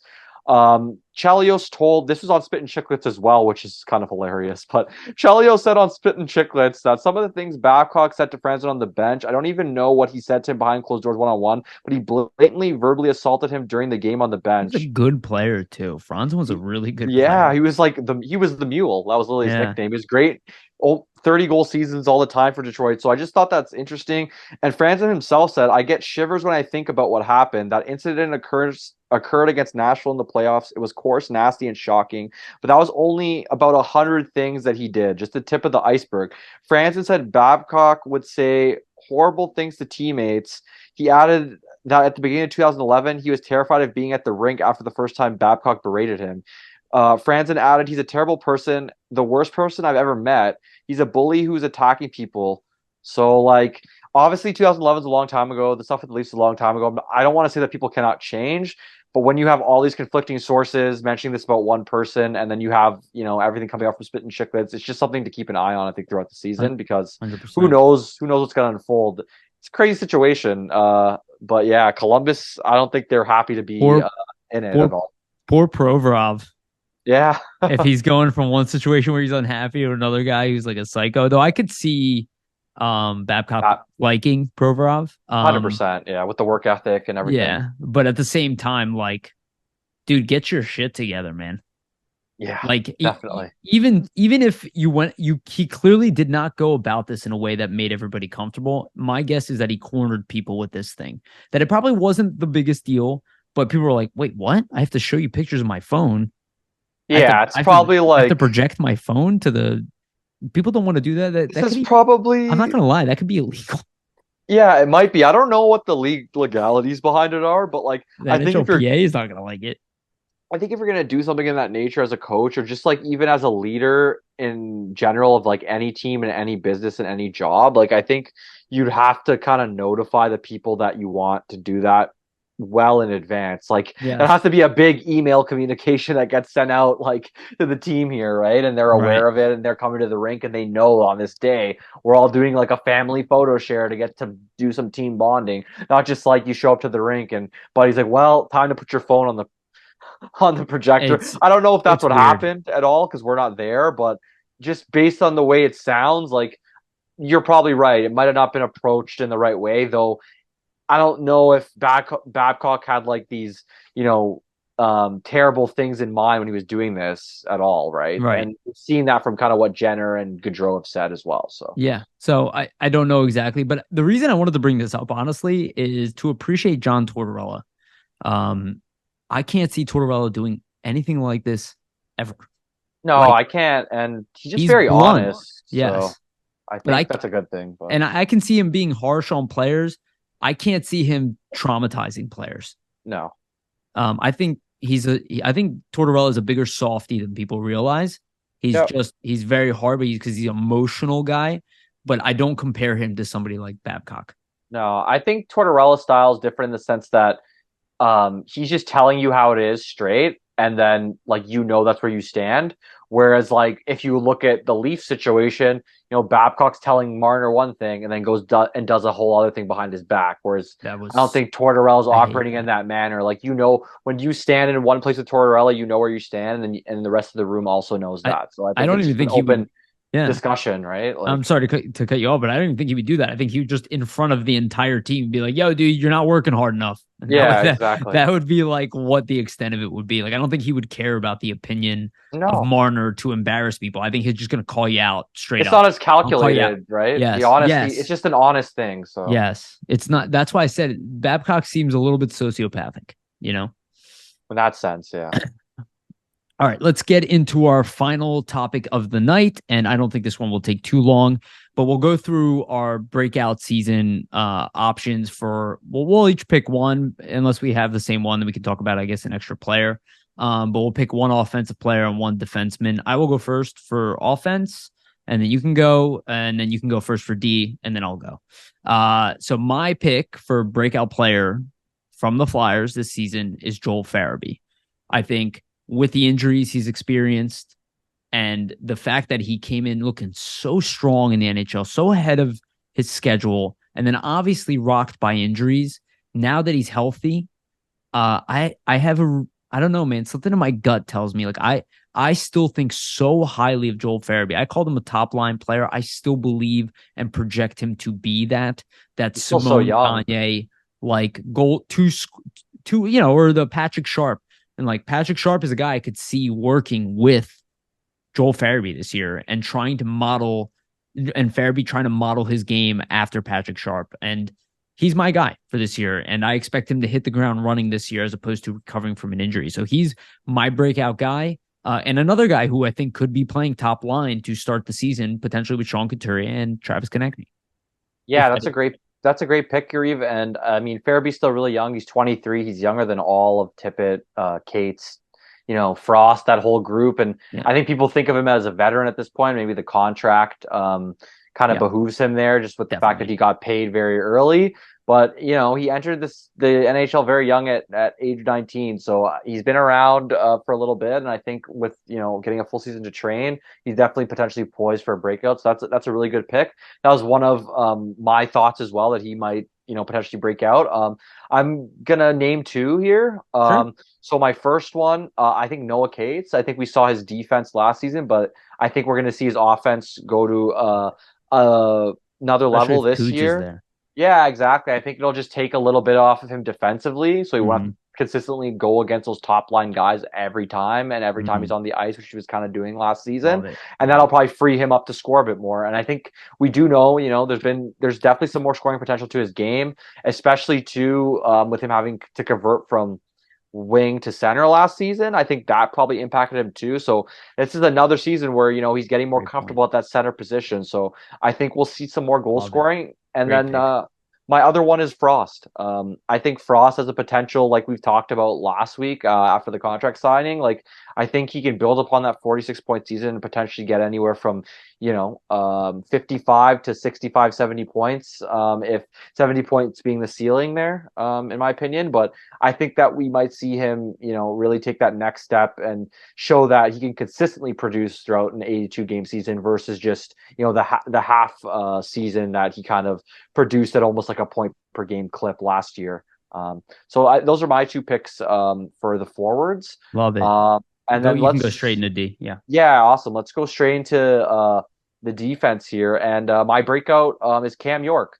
And I'm going to pick York just for the reason that, he did have some stints 2 seasons ago to, end kind of that Mike Yeo, Vigneault era that went on. And then, he didn't play all of last season with the Flyers. He gets called up almost midway-ish through the year and then ends the season. And he looked very well.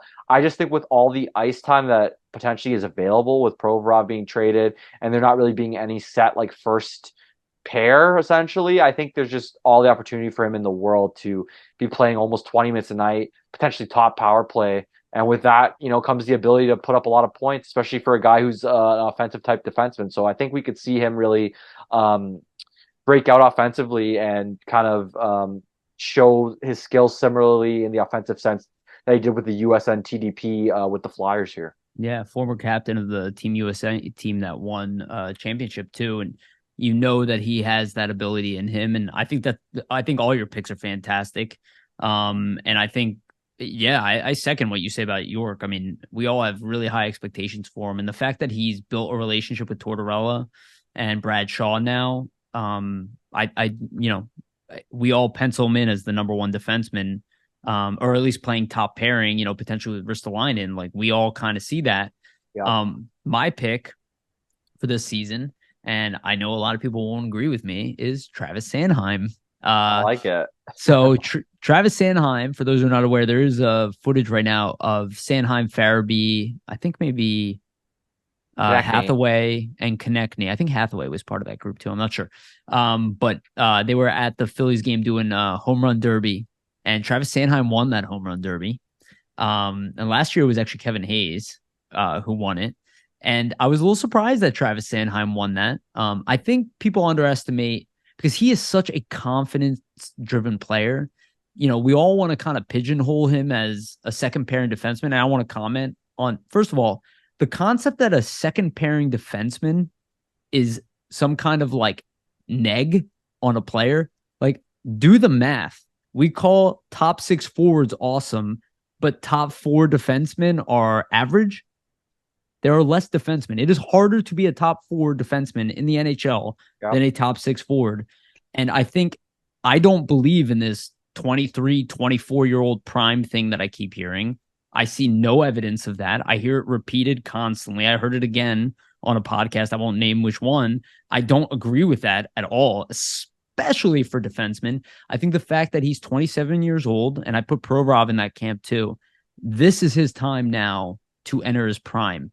And especially for a defenseman, I feel like for a defenseman, it takes them a longer time to get kind of accustomed to the NHL level, and usually even longer to make it to the NHL. Like Sanheim played a couple years with the or a season with the Phantom, like a full season with the Phantoms, right? So he took a little bit longer to cook.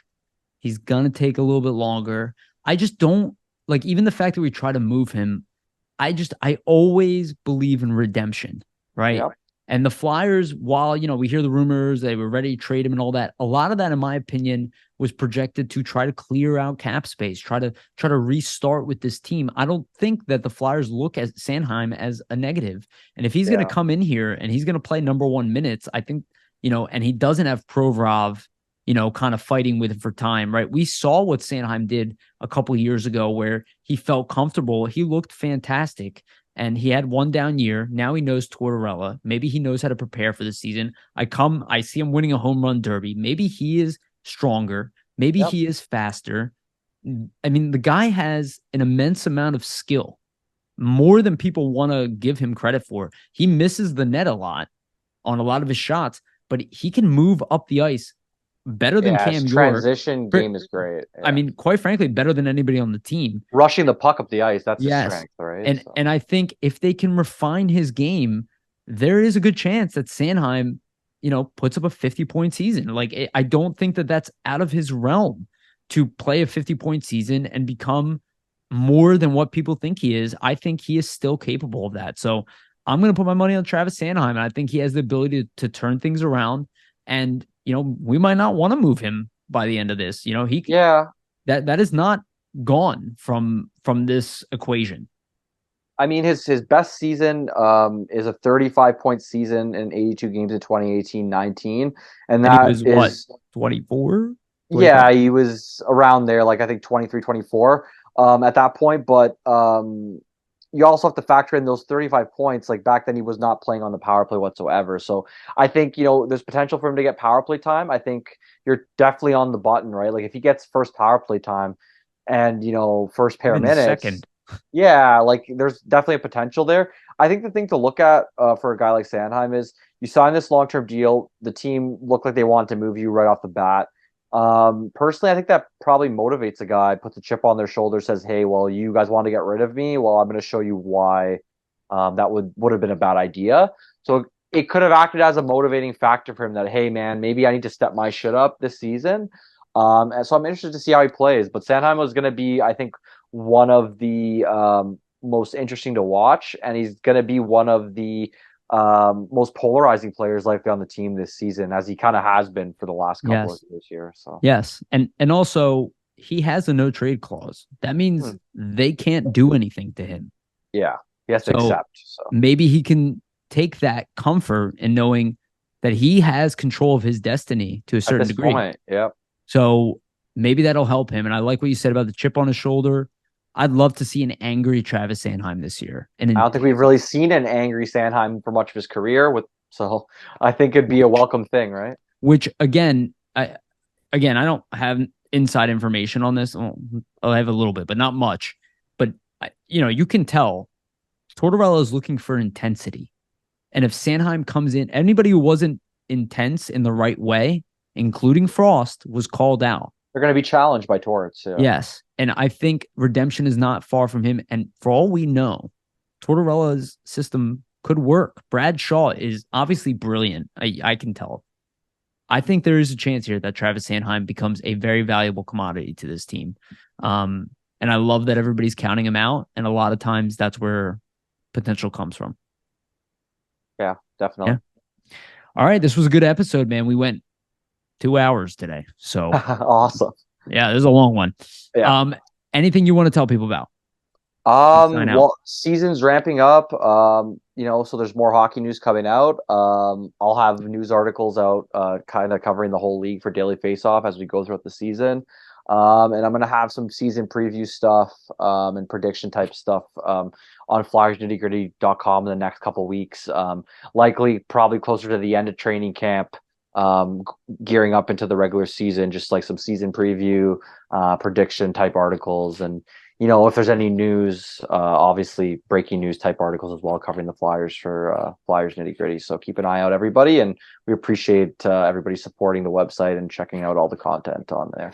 Awesome. Again, again, we love you guys, and thank you so much for the kind messages and the follows and the comments. Yeah, it's amazing. We're trying to read everything. Even if you don't agree with us, it's totally cool. Feel free to keep commenting on that stuff. It's not a problem. We have no problem with people disagreeing.